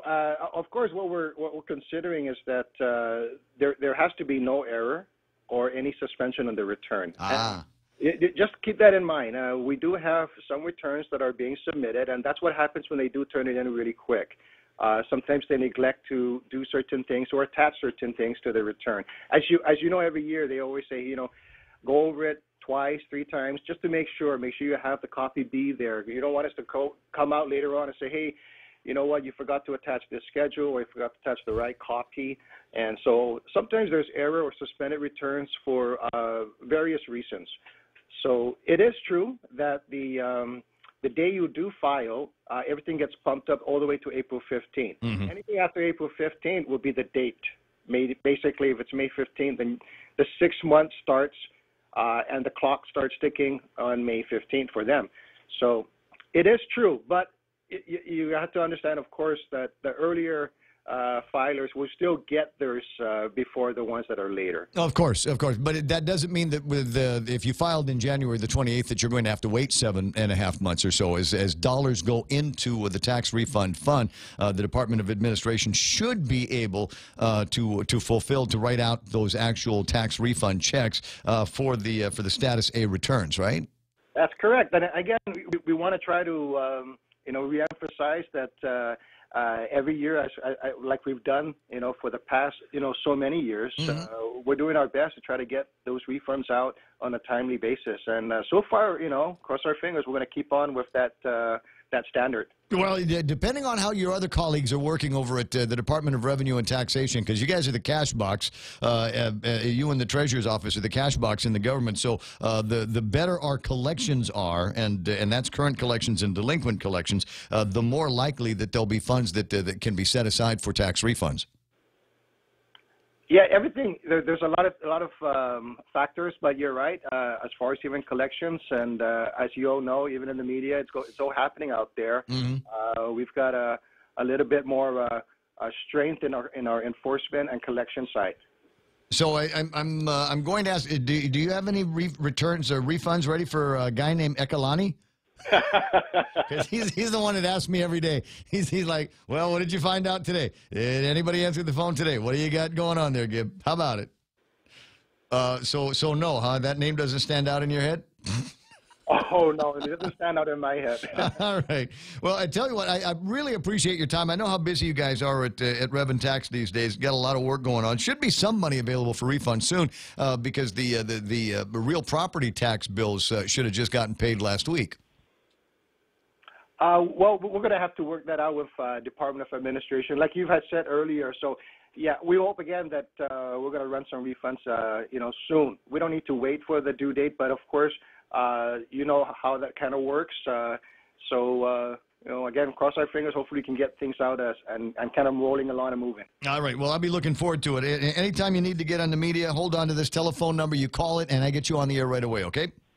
Thank you, Ray. Hey, no problem, Larry. You have a good weekend. Can I mention just one more thing? Yes. Okay, this is related to the Real ID, basically those who are trying to get a driver's license. And you're open tomorrow. That's right. We're open in the month of March. And our hours for the month of March on Saturday, we're open for the month we're open on Saturdays in the month of March. Mm-hmm. And our hours will be 8 to 12. So we've got 5 Saturdays. And just so we all know, the location is only at Barrigada. It won't be anywhere else. Mm-hmm. So they won't be able to go to the satellite to get that service. They need to come to up here at Barrigada, our main office. My buddy Eddie Cruz, you know him, Sharky, was reporting earlier that he was worried because he tried to sign up for an appointment and they weren't able to take him. But I want to say that he was able to get in. I'm not sure how they were able to get him in. But once he was there, 20-minute process to get the new license. I had all the paperwork ready to go, and hardly took them any time at all. Great. Okay. So I always like to pass along good news stories like that. Hey, Larry, you're awesome, man. I appreciate the time. All right. Take care. You know what? I will. I'll be in touch with you the second I've got some paperwork to turn in. And my big problem, my big holdup is the lady that used to do my taxes. Yes. Is now the director of the Department of Revenue and Tax. Oh, boy. Yeah. So I'm actually hunting for somebody new to take care of my taxes this year. Oh, okay. There's a lot of good folks out there, but. Yeah, well, you know what? I don't want good folks. I want the ones that's going to help me not have to pay any taxes. All right, bro. I'll talk to you. Have a great one. Have a great weekend. Larry Larry Terlai from the Department of Revenue and Taxation. So the good news is they're working through the process, and the clock doesn't start really running until April the 15th, and April the 15th is the due date this year. But the other part is they recognize and they want to get the tax refunds out. Nothing in the pipeline right now, but that should not slow you down. If you've got all of the paperwork that you need and all the forms, go ahead and start working it out. Fill them out. 9 away from the top of the hour, my pal Philomore Alcon is on the line. How you doing? I'm fine, Ray. How are you? You know what? I'm doing pretty good. How's one of my favorite artists in the island doing? I mean, are you selling a lot of paintings? Are you selling a lot of artwork? Are you open at Chamorro Village today? Yes, I am. I'm opening today. But I'm also in celebration of Mes Chamorro, which is the month of March. Some artists and myself will be exhibiting at the Outrigger Hotel, a Guam Beach Resort Hotel. And I have 17 artists lined up from the Chamorro Artists Association. Wow. To celebrate, Chamorro month. And I wanted to invite the island of Guam to come and see the art of the artists of our island. And it's going to be a very, very interesting show and a great one, Ray. Now, where's it at? It's at the Outrigger Guam Beach Resort, their main lobby. Okay, Outrigger Lobby. Okay, and I mentioned to Mo yesterday, I was there just the other night, and I didn't see anything. So I guess you guys have been busting hump getting all of the displays and all of the exhibits ready to go. Well, last night was setup day. Uh-huh. And so, the bulk of the artists had, been setting up, preparing the Outrigger Hotel for this special event, which it's an annual event that I'm always requested to be a part of. And so we started this collaboration with Outrigger Guam back in 2017. Uh-huh. And, they really were appreciative and enjoyed the presentation that we had to offer. And it's been, a part of our tradition and Outriggers to be, a part of the celebration of Mes Chamorro month. So it's not really easy setting up for an art exhibit when you have like 17 different creative minds. Mm-hmm. And somebody has to take the lead. And, even Mr. Cotton, who is the elder of our group. I think he's the oldest guy on Guam now. Yeah, and he listens to me, Yeah, well, he listens. Yeah. Thankfully, he listens to me and Daryl and Bob Klitsky as well. Now, if I went by the Outrigger this afternoon, and there's every possibility that I might, just to go and take a look at the artwork, and I see something that I like and might want to buy and stick in my living room here, are the exhibits for sale? Is there a way that I could negotiate with the artist on being able to acquire? Yes, you can. The artist is always open in terms of selling their work, and the price is negotiable. Mm-hmm. And I believe the artists are able to come up with a satisfactory price that the patron Okay, so I'm going to drop names like I'm familiar with everybody in the artist community, but I'm curious as to whether, say, like, will Monica Baza have some of her material there? Will Michelle Peer have some of her stuff? Of course, Mo Cotton is a member of your community, and I'd love to see some of his stuff on display as well. Well, you know what? Yes, Monica will be there. Yes. Michelle won't be. I have 17 artists lined up, including myself. And some of the names are like Tim Hanley, Monica Flores, Michael Bavakia. Yeah, I know the professor. I didn't realize that he had any streak of art in him. What's he do? Oh yes, he does. I mean, I've known him since he was like a young man, and he had always been doing art. Of course, his grandfather, the late Jack Lujan, was our master blacksmith. Yes. Sort of like influenced Michael. And he has an 11-year-old daughter. And oh my goodness, Ray, her work is really profound for the age of 11 years old. Oh my. And she's our youngest member that I can, say. I just want to regress back in time for a little while, in just a moment. when the Chamorro Artists Association first started, we had a young artist by the name of Hans de la Cruz. Do you remember Hans? Not vividly. Okay, let me try to regress your memory back. He was a young man at the age of 18 who was murdered by his girlfriend. And he was one of our up-and-coming artists, and he had always wanted me to open up an art gallery in the somewhere, okay? And I just happened to have an opportunity with Matthew Cruz, who is one of our participating artists, and we got together. There were 5 of us, and we put together this, application. It was accepted, and prior to our opening, Hans had, been brutally murdered, and so he wasn't able to make it. But he was our youngest member at the time, and the whole essence of Chamorro Artists Association is to nurture our young, creative people, to get them to be a part of the art community in their growth in life, if that is truly their calling. And so Michael's daughter, her name is Samahi. I'm very, very honored that she's a part of us at such a young age of 11. Very, very impressive work. So, it's a good gathering. Our eldest, which is Mr. Cotton, and my good friend. Yeah. And, Richard Manglonia.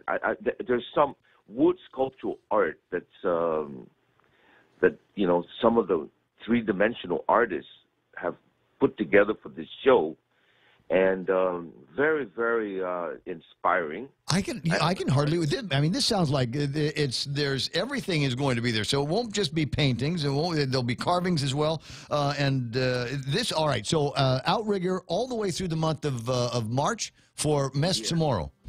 Mes Chamorro month. Please, everybody, come out and enjoy it. If somebody is listening right now, Philomore, that is going, well, I'm an artist, but I'm not a part of this group. How do they become members of your organization? Well, all they need to do is make contact with me. And my number is 688-0320. Just call me up. And, they become part of my artist listing if I ever need to go back and get people to be a part of an exhibit that I've been requested to coordinate, then they can be a part of it at that moment. I think it's perfect. 688-0320. Philomore, I'm definitely going to make plans to make tracks over to the Outrigger and see all of the displays for Chamorro Month and get myself up to speed and up to date on some of the upcoming new talent that we've got here on Guam. I appreciate the time.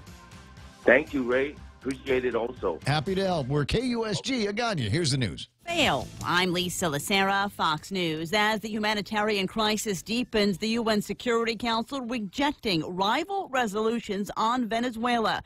Fox's Gernal Scott has more live. Well, Lisa, U.S. backing of Juan Guaido and aid for Venezuelans had the votes 9 to pass, but council rules say dissent by any of 5 permanent members kills the resolution. 2 of them, Russia and China, said no, but a competing Russian resolution supporting Nicolas Maduro failed outright. U.S. Representative Elliot Abrams called the votes a good gauge of support for interim President Guaido and for the policy of peaceful political change. The Venezuelan ambassador attacked the U.S., saying the issues in Venezuela should be solved by Venezuelans and no one else. Lisa. Gernal, a state of emergency for 5 counties in Northern California after days of heavy rains. Fox's Jessica Rosenthal has this live. Yeah, Lisa, Sonoma County officials say roughly 3,000 properties were inundated with floodwater. Water's probably, how deep is it? It's deep. It's about 8 or 9 feet, maybe. Towns like Guerneville and Monte Rio were cut off, surrounded by water. Many people did not evacuate ahead of time. We were sleeping in our house, and the water came up in, and it almost engulfed us, but we made it out. They pulled us out the window. Dozens of people have had to be rescued with help from the National Guard, helicopters, and high water rescue vehicles, Lisa. Jessica, Florida Republican Congressman Matt Gaetz says he's apologized after taunting former Trump lawyer Michael Cohen on Twitter. Gaetz tweeted Tuesday that new details would emerge about Cohen's private life and suggested Cohen speak to his wife about it. Gaetz says he told Cohen he was sorry and that he never should have mentioned his family. This is Fox News.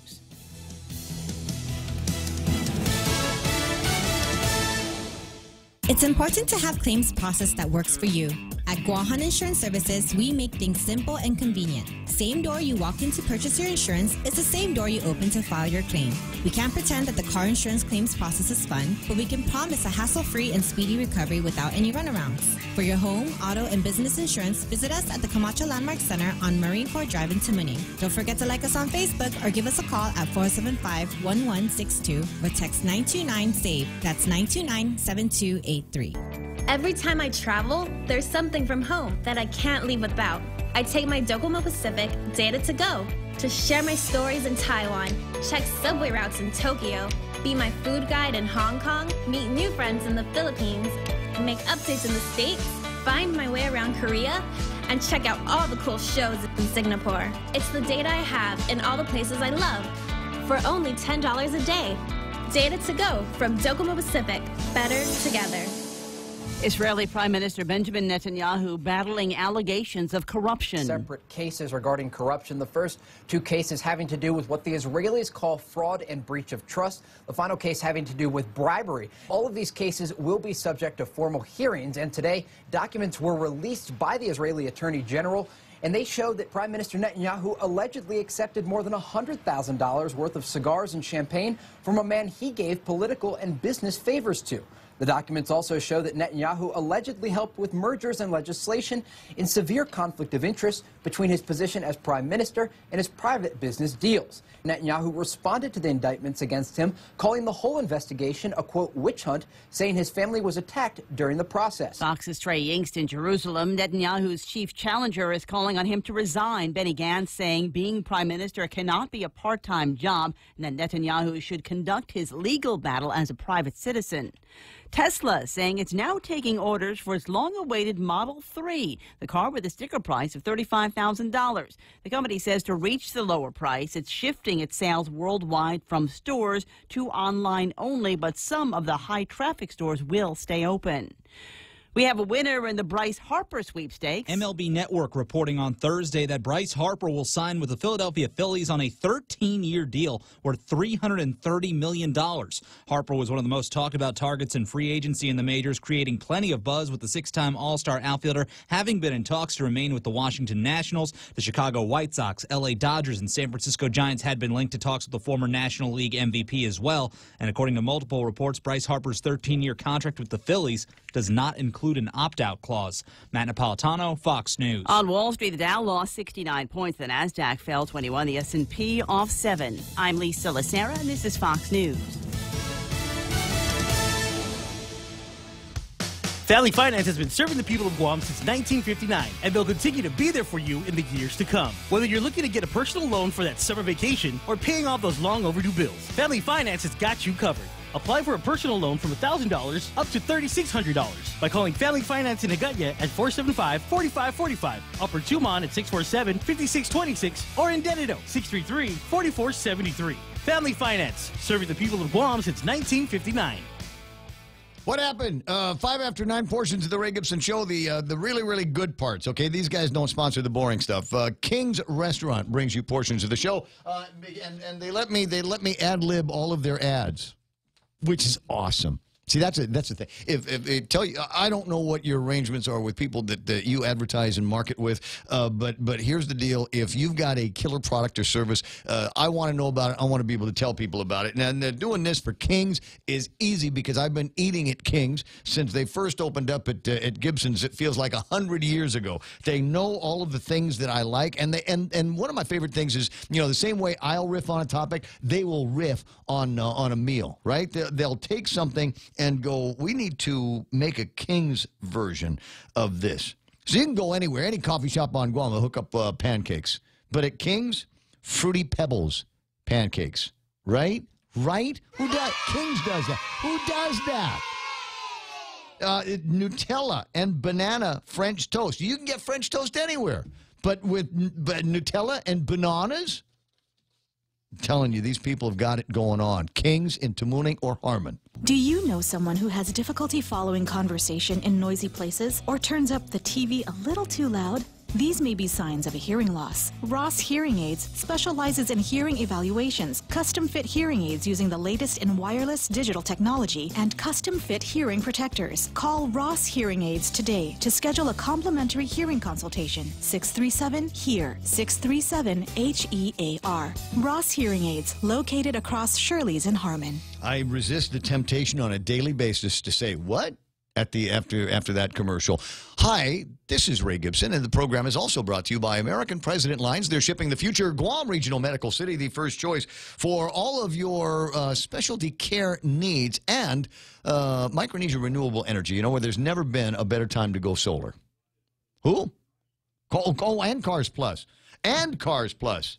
Did you know that Cars Plus is proudly celebrating 20 years this year? It's true. The regular copy is supposed to say, visit the great people at Cars Plus, Joey, Jan, Dunge, and they'll take good care of you. Actually, it'll just be Joey and Dunge taking good care of you, because I got earlier a picture of Jan and the team, not the Cars Plus team. This is the Make-A-Wish team. You got Nate, and you got Jan, and there's Eric, and then there's Mr. Jones, and they're all headed up to Saipan for the Make-A-Wish opportunities up in Saipan. So it'll be just Joey and Dunge when you get there. Cars Plus, they're driven by you.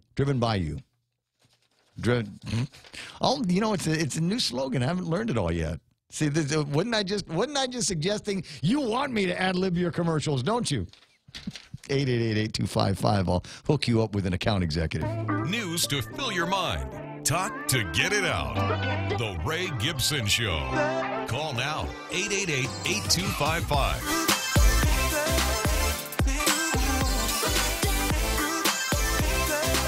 So they call it Cars Plus because it's not just cars that they have there. It's not just cars that they've got at the place. I was talking about the picture, and I should have actually put the picture up. See, there it is. That's the Make-A-Wish team just before they got on an airplane out to Saipan. It's a United flight, I believe, that took them out this morning. And an important thing, I mentioned this yesterday, but they have extended now. United has extended the Saipan flight schedule that they have now. It was originally supposed to go away, I want to say, end of February, end of March, but they've decided to keep it going virtually all of the rest of the year. That's what happens when you sell tickets. Well, and a lot of people wanted to go. There's a lot going on up in Saipan. You've got to imagine that there's a crazy amount of work going on in Saipan with the whole build, the rebuild that they've got after the typhoon went through.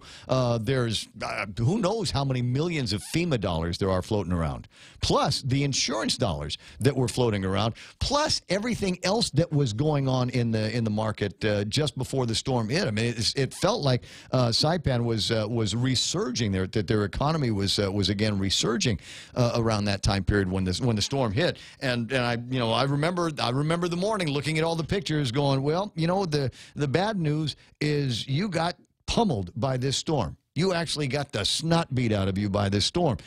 The good news is you got the snot kicked out of you by this storm, and there's going to be recovery and relief money floating in there any second now, just as fast as they could get those Antonov airplanes up to Saipan, bringing people in. I was told that for a while it wasn't a question of getting a flight up to Saipan. It was finding a hotel room in Saipan. Because, as you might imagine, there's all these people, quote, from the home office here to help.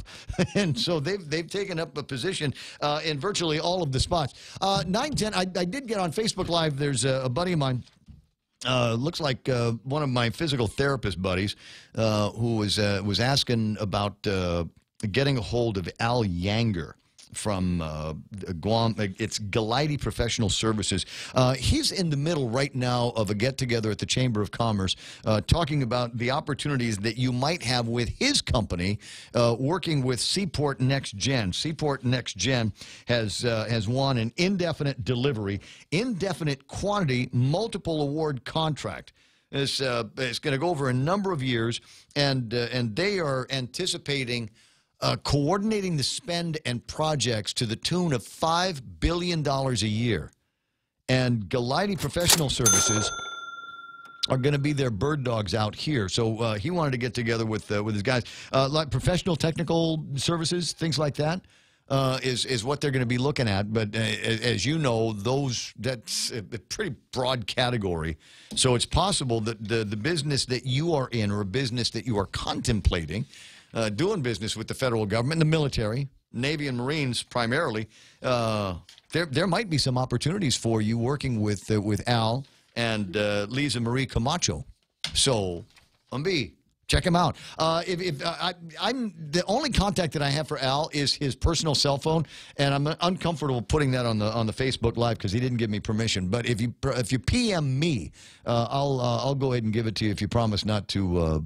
I don't know, spam the guy.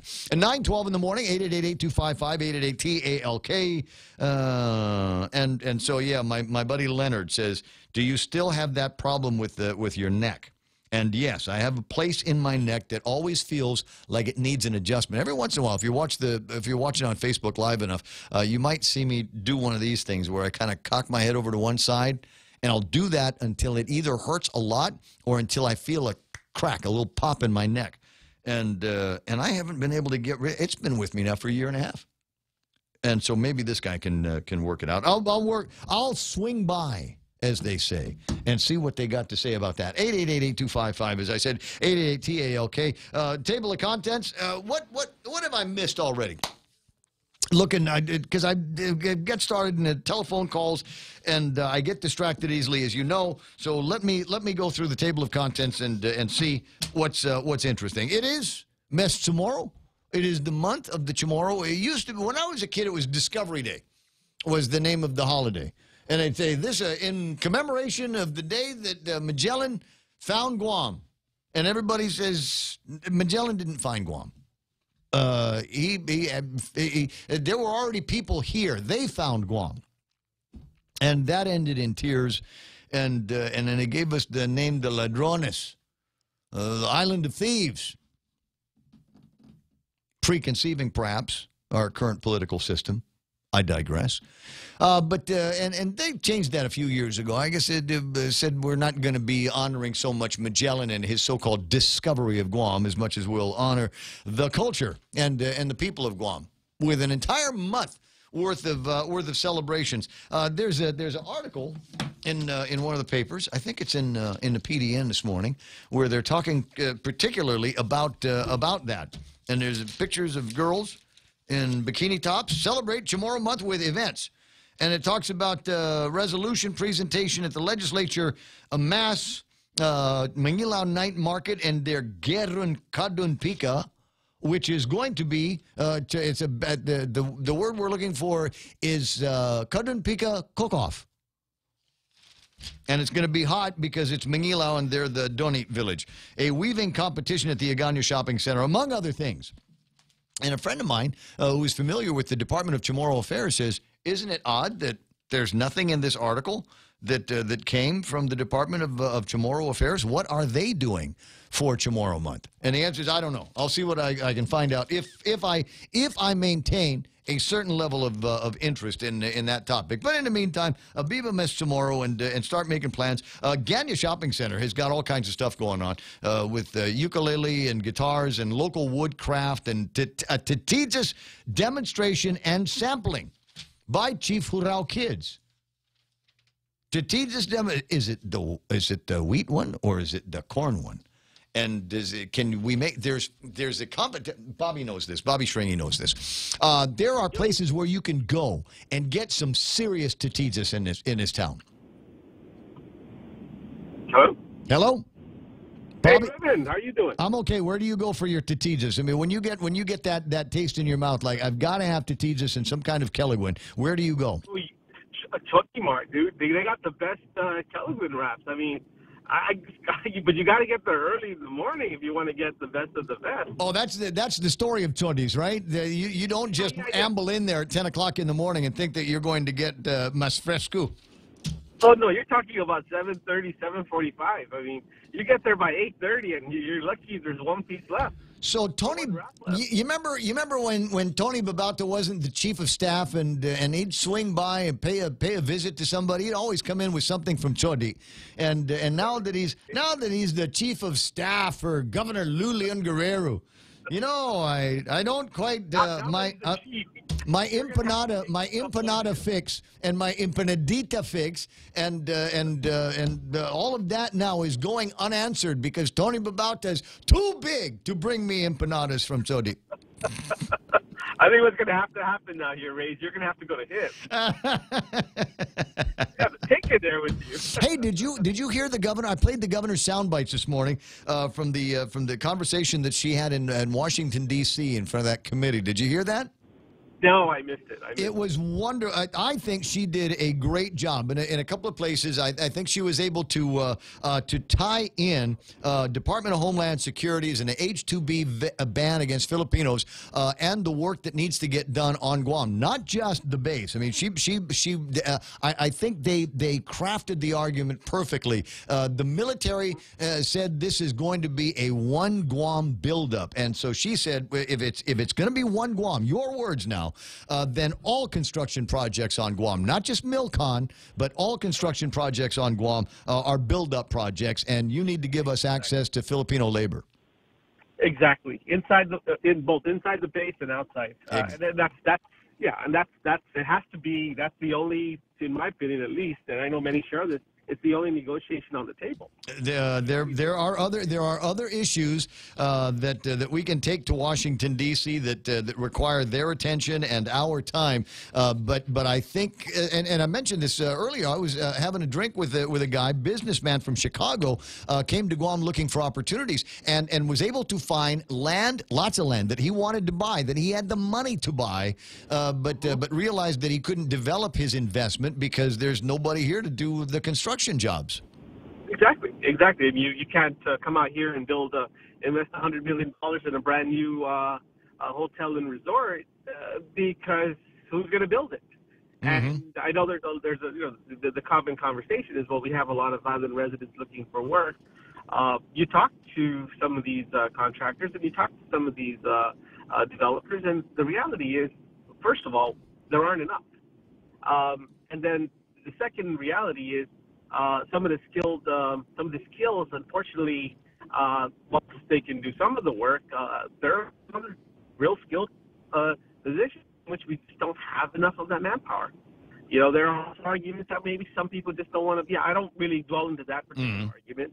My take is that it just isn't enough. Just the if you talk about these military projects, they're talking about needing labor forces in the thousands.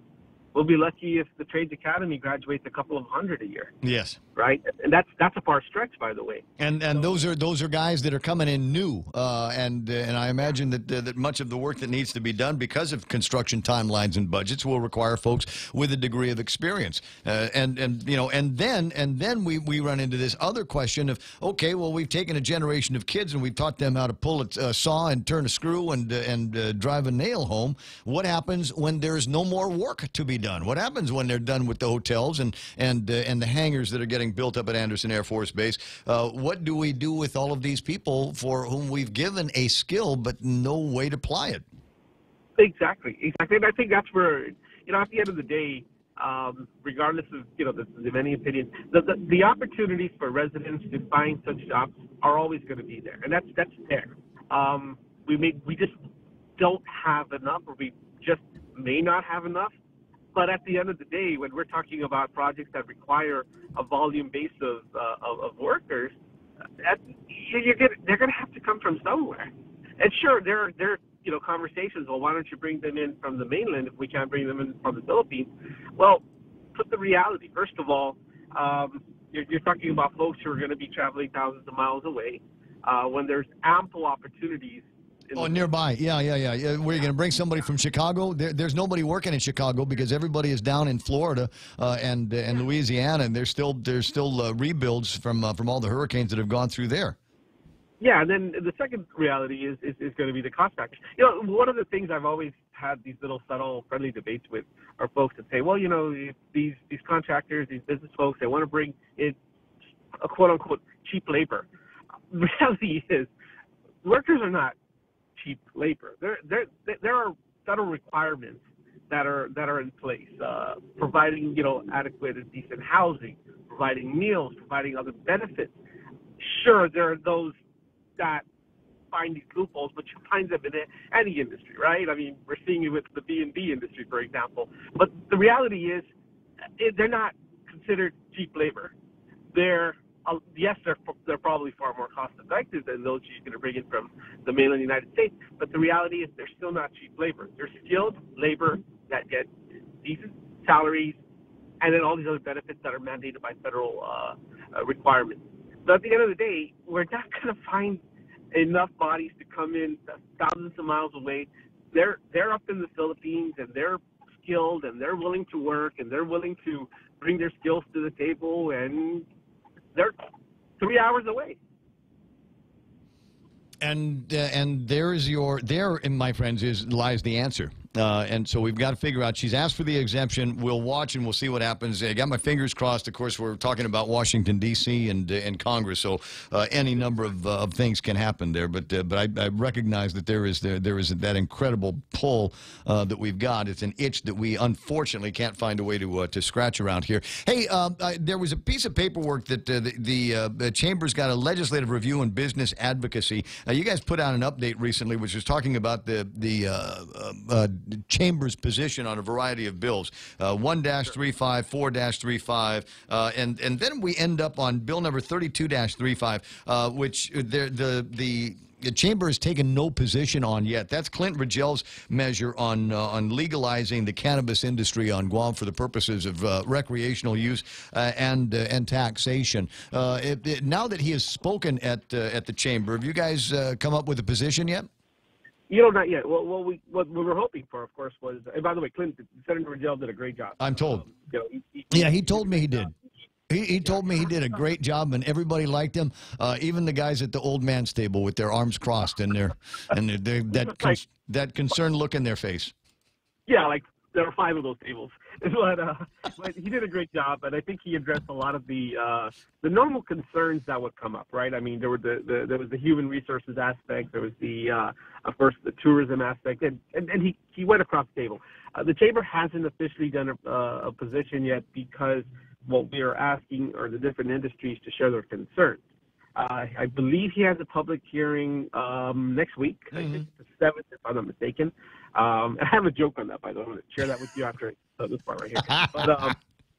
But the thing is that, so we're waiting for some input from members so we could put a nice little position together and present it to the legislature. So at this point, I mean, the first thought process would be, off the top, without anybody reading the legislation, the first thought process is always, the business community is going to say no. But we're seeing a lot of positive input. There are concerns on areas such as the public safety aspect, the human resource aspect, I think, was one of the biggest issues. But for the most part, economic studies, of course, they want to know what the numbers look like. But at the end of the day, I think we'll wait for some of the industry input to kind of come up with a position on it. So nothing just out of from jump. I mean, you don't have an instinct on this one? No, not at this point. I mean, it's kind of premature. I think the presentation really helped address a lot of the concerns. There was a video and a presentation that he had, which I believe, if it hasn't, it should be circulated to the membership. And we're waiting for input. Surprisingly, I normally I get a lot of emails from members talking about specific issues and bills and regulation issues. Yeah. I haven't really heard of anything. No one's really come up strongly against it or in favor of it. I mean, we're not seeing that just yet. And that could also be, it's like there's some bills that get introduced in past years where the consensus is it's just talk. It's never going to go anywhere. Yeah, and maybe maybe that's how long did it take to finally get so that people can stick a hole in the ground and put a marijuana seed in there and not necessarily in the ground, but I mean internal growing just for medicinal purposes. That one seemed to take an awful long time to get it done. Yeah, and I think it's a reactionary issue, right? I remember several years ago there was an issue dealing with weights and measures on trucks, and the industry just never came out, right? It was just one of those things where contractors and wholesalers were mum the whole time. Bill becomes law, and suddenly now everybody's out saying, "Whoa, wait a second, what happened?"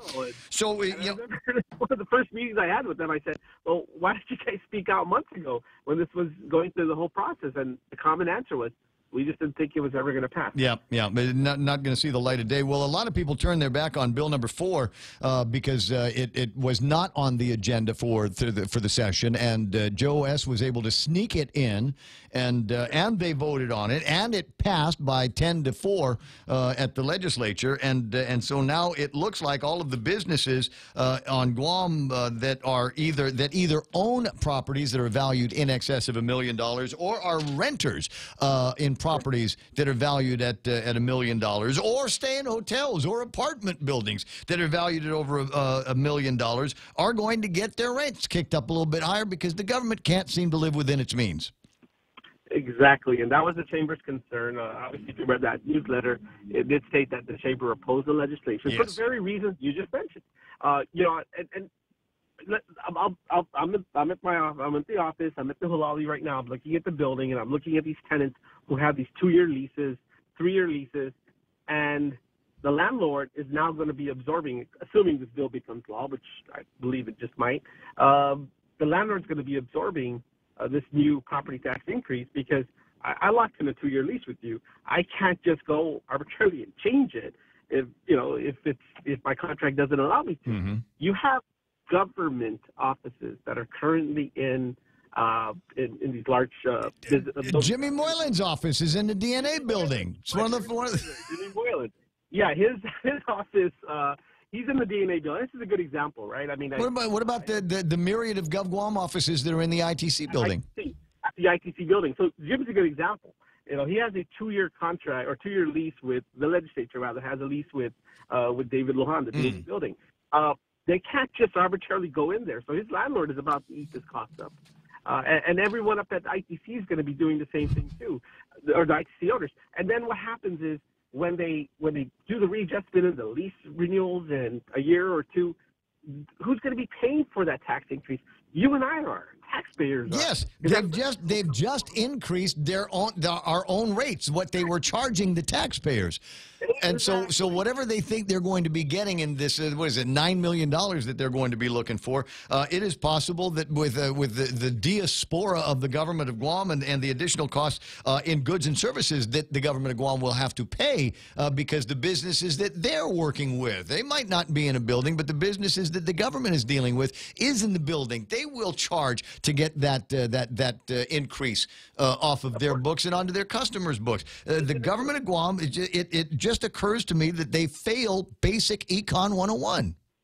No, exactly. And these were the arguments that were placed in our position. These were the arguments and this is not a new issue. Remember, this discussion started sometime last year. In fact, the legislation, the mirrored legislation that failed in December, or it passed actually the legislature, but the governor vetoed it. It's the same argument. I mean, you have to look at it from a different perspective. And there was an interesting article in the paper, and not the Daily Post. But they're smarter than us over at the legislature, and they can see the future. Exactly. The article said, okay, well, if you don't, what do you call that? if you don't raise the taxes, then what are the other solutions on the table? Oh, I saw there was an editorial in the Daily News, and I thought it was preponderous. That's not the way we go into debates. That's you don't go back to the the detractors and say, well, what's your idea? The idea here is that we should not have to increase taxes on the hardworking people of Guam, and regardless of how much you want to stick it to the man. The rich need to pay more. The rich people don't get rich by paying taxes. And businesses don't pay taxes; they collect them on behalf of the government. They collect them from the customers. That's the way it is. That's the way it's always been, and that's the way it's always going to be. So I don't know. So whoever was the editorial writer, just a nincompoop out there that thought that they were going to make some points with that Libby tax the rich scheme. That's not the way it works, guys. And ironically, this is not going to just tax the rich. This is going to tax a lot of working class folks. This is going to tax the person who's paying for rent in an apartment building that's valued at $1 million because there's like 30 units in it. And he or she and his family is going to eat up this cost because their landlord is about to raise their rent. Well, what's going to happen in the hotels? All the hotels are valued at $1 million or more. And who's going to eat that up? So all of a sudden, the tourists are going to it's going to cost more for the tourists to enjoy a couple of nights in a hotel room on Guam, and maybe that's going to be the one that says, screw Guam, I'm going to Okinawa. Forget about that. I'm going to Hong Kong. Guam's nice, but it's expensive. And you know what? Guam in some places is not nice. I got a picture somebody sent to me on the WhatsApp. I'm sorry, I'm getting all wrapped up, worked up here in this conversation because it's an annoyance that, number one, it wasn't even on the agenda until it got snuck in. And number two, now everybody's going to have to deal with it. So here's a picture. I'll tell you where it was taken in a second when I remember who it was that sent it to me. And this is a picture downtown Agana, I want to say. Mm-hmm. Is it this way? Hold on, I got to look. This was taken shoreline outside District Court. For those of you that might recognize where this is. And so the parking lot is cleaned because all of the beer, the drunks, and the trash was thrown over on the side. So it's I think I know exactly where this is. If you're watching on Facebook Live, this is the image I'm talking about. It take a couple of guys a half hour to clean the place up, but that's not the point. The point is that we can't keep our capital city clean. We're not going to be able to keep track of marijuana, and the government we start overpricing certain parts of our hospitality, including places that are supposed to be cleaner than this. Then we're going to start losing customers. Absolutely. And collectively speaking, here's a good example on these tax increases. 2 years ago, legislation was approved that effective January 1, 2018, the liquid fuel tax is going to go up, right? So here you have, a price increase in gasoline. Now, the cusp of it was, well, we're collecting about $20 million a year in the Territorial Highway Fund, which, by the way, if you have a driver's license or you put gas in your car or you renew your vehicle registration, that portions of those dollars are actually going into this highway fund, right? And the intent of this fund is to do complete road repairs, stuff like that. But if you actually look at the spending habits in the last 3-4 fiscal years, they average about $3 to $4 million of that of the 20 goes into actual capital improvements, into actual road repairs. The rest go into salaries, fund spending, taking care of government house. Yeah, so there was a legislation that construction at the university. Yeah, UOG and GCC. Bill 19, which failed unfortunately on the same day that Bill 4 passed, would have restricted any highway funding, any highway fund to go to the general fund, which is really operations and salaries, so that you can free up $2 to $3 million at least additional for road repairs. In other words, you could have easily passed that bill. You could have prevented this spending habit problem that the government has. You would have freed up about $2 to $3 million extra for village road repairs. You could have gone back to the liquid fuel tax increase, which took place a year ago, and which, by the way, raises about $2 to $3 million. You could have reduced that, impacted every resident positively at the gas pumps, started to deal with what do you call that, positive spending habits by reducing this whole transfer stuff. But no, they choose to because they're smarter than us. They're smarter than us, bud. We have magic legislative fairy dust that we can sprinkle over our problems and make them all go away. And you would think that the legislature would like to have more control over those kinds of things and wrestle that control back from errant administrations, but no. Hey, dude, I gotta run. It's 9:35. I had that joke. I have that joke for you. It's real quick. I got to tell you that joke about March 7th. March 7th, next week, Thursday, the day after the actual Wednesday, is going to be it's probably going to be a day in Guam's history, because the public hearing is the legislature is holding 2 public hearings on 2 very interesting issues. 1, legalizing cannabis, and 2, whether gaming should be allowed at the carnival. Woo! I can hardly wait. Gaming and cannabis, gonna love it. Oh, it'll be perfect. It'll be. You think the Holy Rollers will all come out? Well, I'm sure. Holy Rollers and the Guam is good people are going to be coming out in force. They'll have hats. They'll have hats and matching T-shirts. Talk about on the morning of March 8th for sure. No, I got you. I'll be looking out for it. 9:36. You have a fantastic rest of the weekend. I'll see you out there, buddy. Bobby Shringy for the Chamber, and just just a guy, just a businessman on Guam. Looking around and wondering how it is possible that there's a set of rules that we have and a set of rules for the government, and they don't always seem to be driving down parallel lanes. Know what I mean? Know what I mean, Vern? When was the last time you thought about that guy? The guy that did the Vern TV shows and the movies and the commercials. You remember that one? It's been a while. Yeah, it has been a while. He did some Vern Goes to Camp. It was a Vern Goes to Jail. First time I saw him, actually, he was doing TV commercials for our local electric company in Southeast. Right. I mean, there was a time where you could. I don't know that that's still kind of on vogue, but there were times where you could develop a character and use that character in a variety of different in different marketing spiels. And he was one of those guys. Yeah. So you might see him in all kinds of different spots. 9:37 in the morning. This iConnect time. Run to the nearest iConnect and learn about 2019. Say, hey, tell me more about this incredible year that I find myself in. Now, there might not be a very broad conversation because they're really telecom guys. They'll tell you about iConnect's push to talk and mobile and internet plans. Call them 888-8888.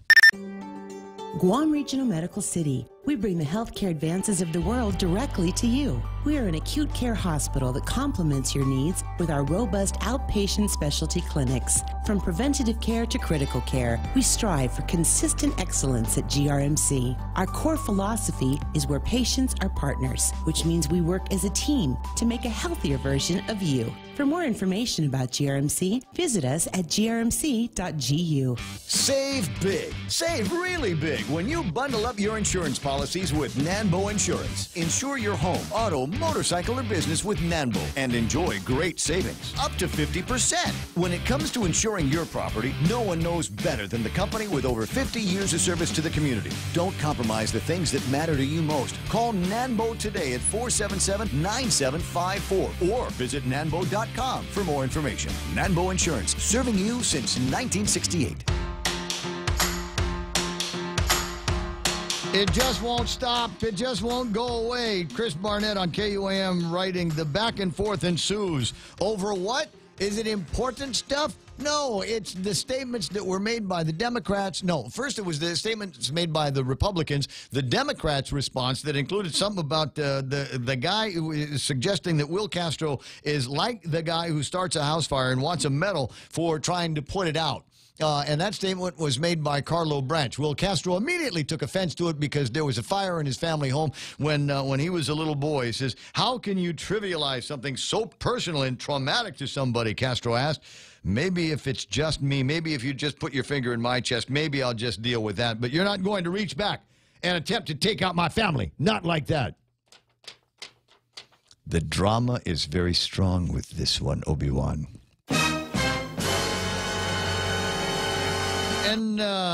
And to which Carlo Branch responds is, I've faced personal challenges and tragedy in my life also. Carlo is a crutch-using guy and has been since I knew him in high school, and has not let that handicap keep him down. So there's this, just, you know what, stop it, guys. That's enough. It's enough. We don't need the extra drama here. Let it go. Carla, you made the points, and I made the point as well. Is I remember the Republicans were all about taxes last year, from the governor on down to the legislature. So it is right for you to be critical of Will Castro now, all of a sudden suggesting that taxes are bad. Bye-bye, it's the taxes. We don't need that for Tun Jose and Tan Maria's. Taxes are bad. Yeah, taxes, but they weren't bad last year, but they are now. That so-called balanced budget was put together with the assistance and votes of guys in the Republican Party, as I said, from Adelup on down. So everybody deserves to get painted with that broad brush. No one can escape the guilt of supposing. And you know why? I'll tell you why. Because both sides, Republicans and Democrats, both missed the opportunity to do some, I think, beyond overdue restructurement of the government of Guam. How many times since I've been on the radio? How many times since I've been on the radio have we gone through these imaginary crises? Usually brought on by some anomaly, some fiscal anomaly in the Department of Education or the retirement or Guam Memorial Hospital. How many times have we run into situations where, oh, my God, the sky is falling? And everybody, the first response from the intelligent people is, well, stop spending so much.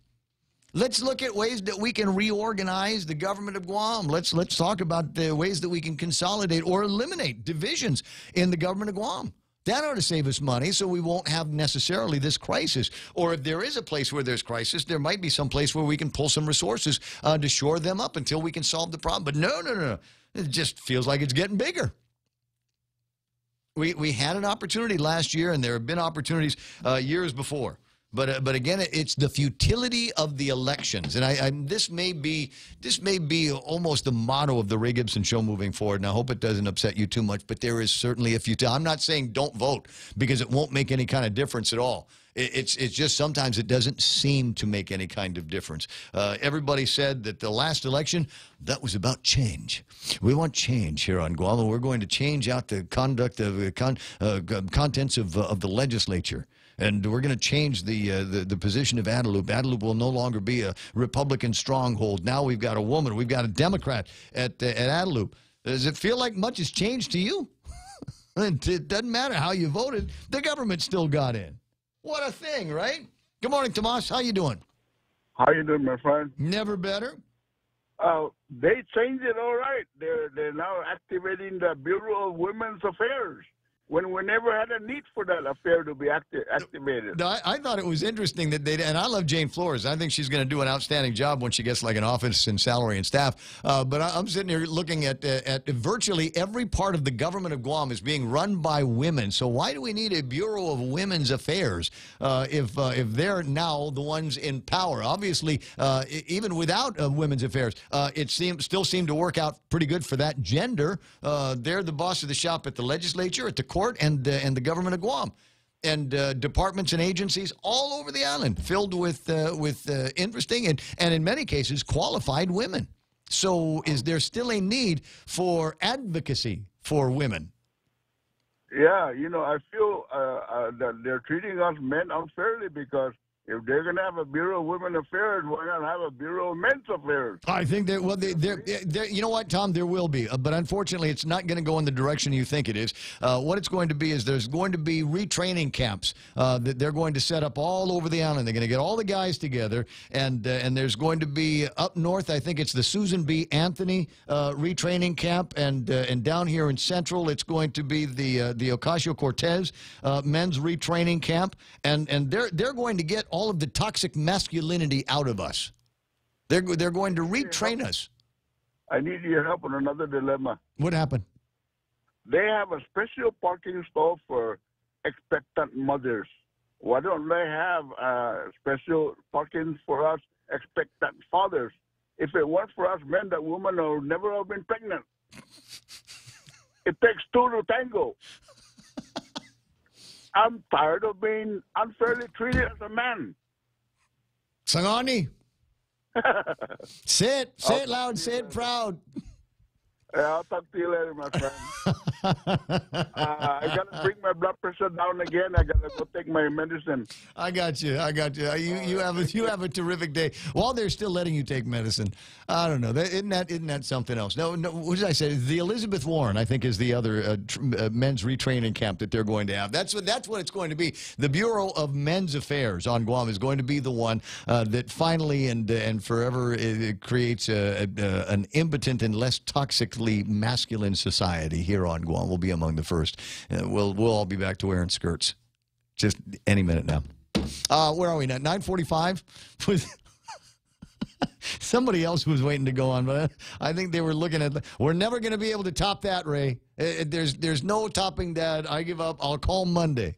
Now, hold on to your thoughts. Daryl will be on the radio about 4 o'clock this afternoon, and this is his last program, right? I think this is Daryl's last. I think Senator Klitsky is going to be back on the radio on Monday. You know what? I'll ask the guy in charge of the radio station and see if he knows anything. But I'm almost positive that former Senator Bob Klitsky is going to be back in the Tall Tales chair next week. But thanks very much to Daryl Taggarty for taking on the role and the responsibility as he did over the last several weeks while Bob was out. Yes, with his colorful commentary. I'm looking to see. So I was talking about the Bureau of Men's Affairs, and my friend Doyan is online. Aye. She is totally going to kick my butt when we're together. Carlo's online as well. Isn't that nice? Joseph Leasealangi is there. Rudy Magallanes. Good morning to Jeff Jones, whose brother's on the airplane to go out to Saipan for Make-A-Wish. Let me see what else we got there. Dave Duenas with a big thank you very much to the supporters of PBS Guam for your pledges. During the pledge drive that took place last night, Big Ben and Imai were singing. Make sure you got that on tape. General Marcus Reynolds, he's not really a general, but I call him that because I can't actually remember his real rank, asking the question, why do people continue wearing black clothes on dark streets, facing away from traffic and walking on the edge of the roads here on Guam? No! Almost hit a man on Nimitz Hill at 5:30 this morning. If I had not been paying attention, it could have been bad. I know what you mean. There's almost virtually once a week. I will be driving usually because my road takes me from Route 8 onto Tiedzin and then to the office. And there is almost always, at least once a week, there's at least one Yahoo. And it's this figure that begins to emerge from the darkness. And mind you, I'm one of those guys. I got brights in my car and use them a lot. You know, if I'm because the roads here, as Marcus points out, are dark.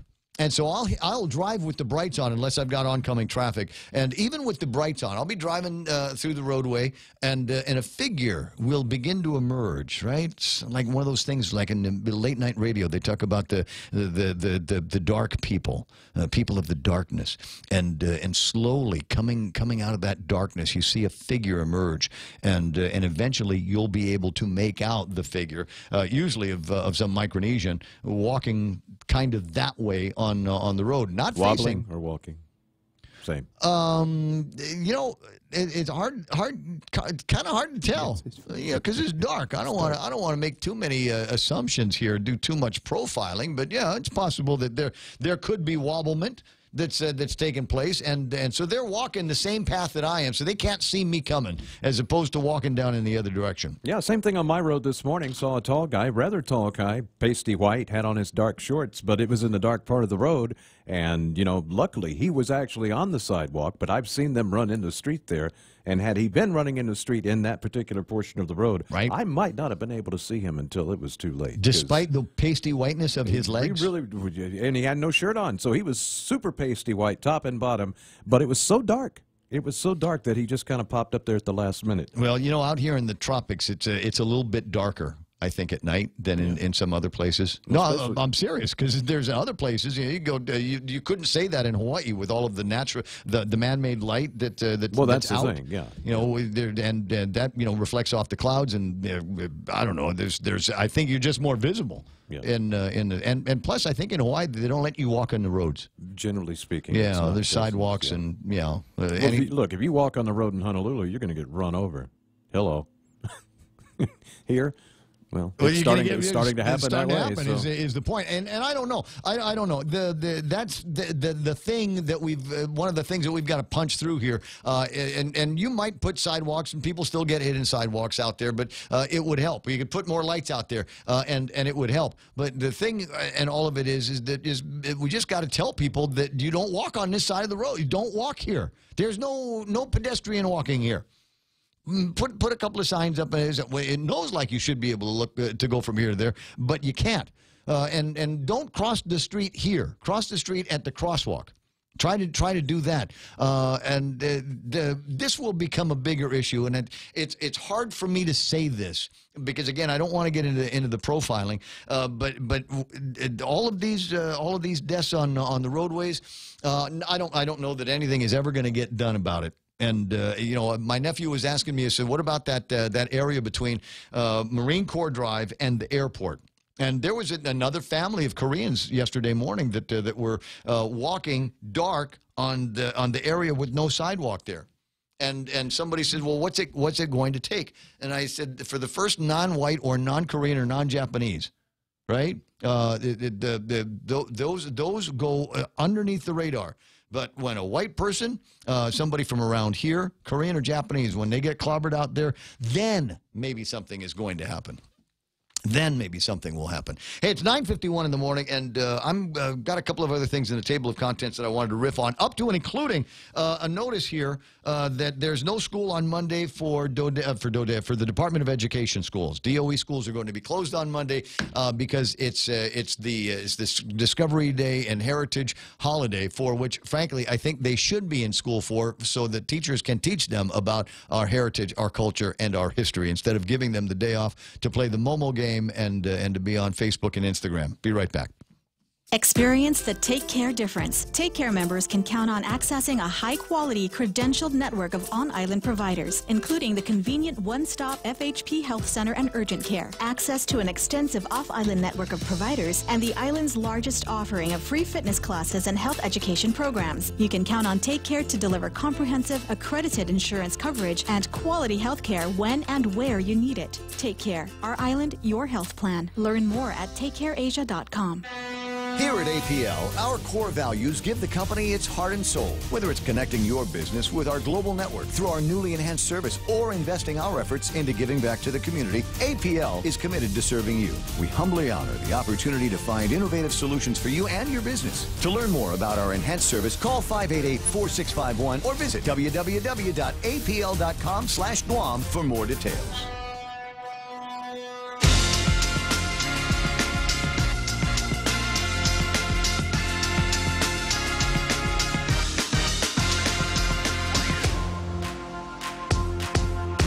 So a lot of people are asking the question, are you running in the marathon? And my answer is, which one are you talking about? There are two marathons that are going to be coming up. There's one on April the 14th, the Guam International Marathon, and then on the 24th of March, just a couple of weeks prior to that, March 24th, the Guam Running Club will be holding. And this might be among the oldest marathons in the Pacific. I know it's older than the Hawaii Marathon. It will be the 48th annual Guam Marathon. Although, Richard, when you sent the memo out, it says 48 ND. Not like in the second. So it's the 48th, but on the memo it's the 48th annual Guam Marathon. 4 a.m. start at the University of Guam, will end at Nimitz Beach in Agate. Oh my God! Not the hardest course in the world. There is a long spur that will take you inside the Port Authority and then back out. And that's usually about, what, mile 13 and a half? And it's that spur that sucks the life of you. You get to the end of the road, and then you hang a Louis over there.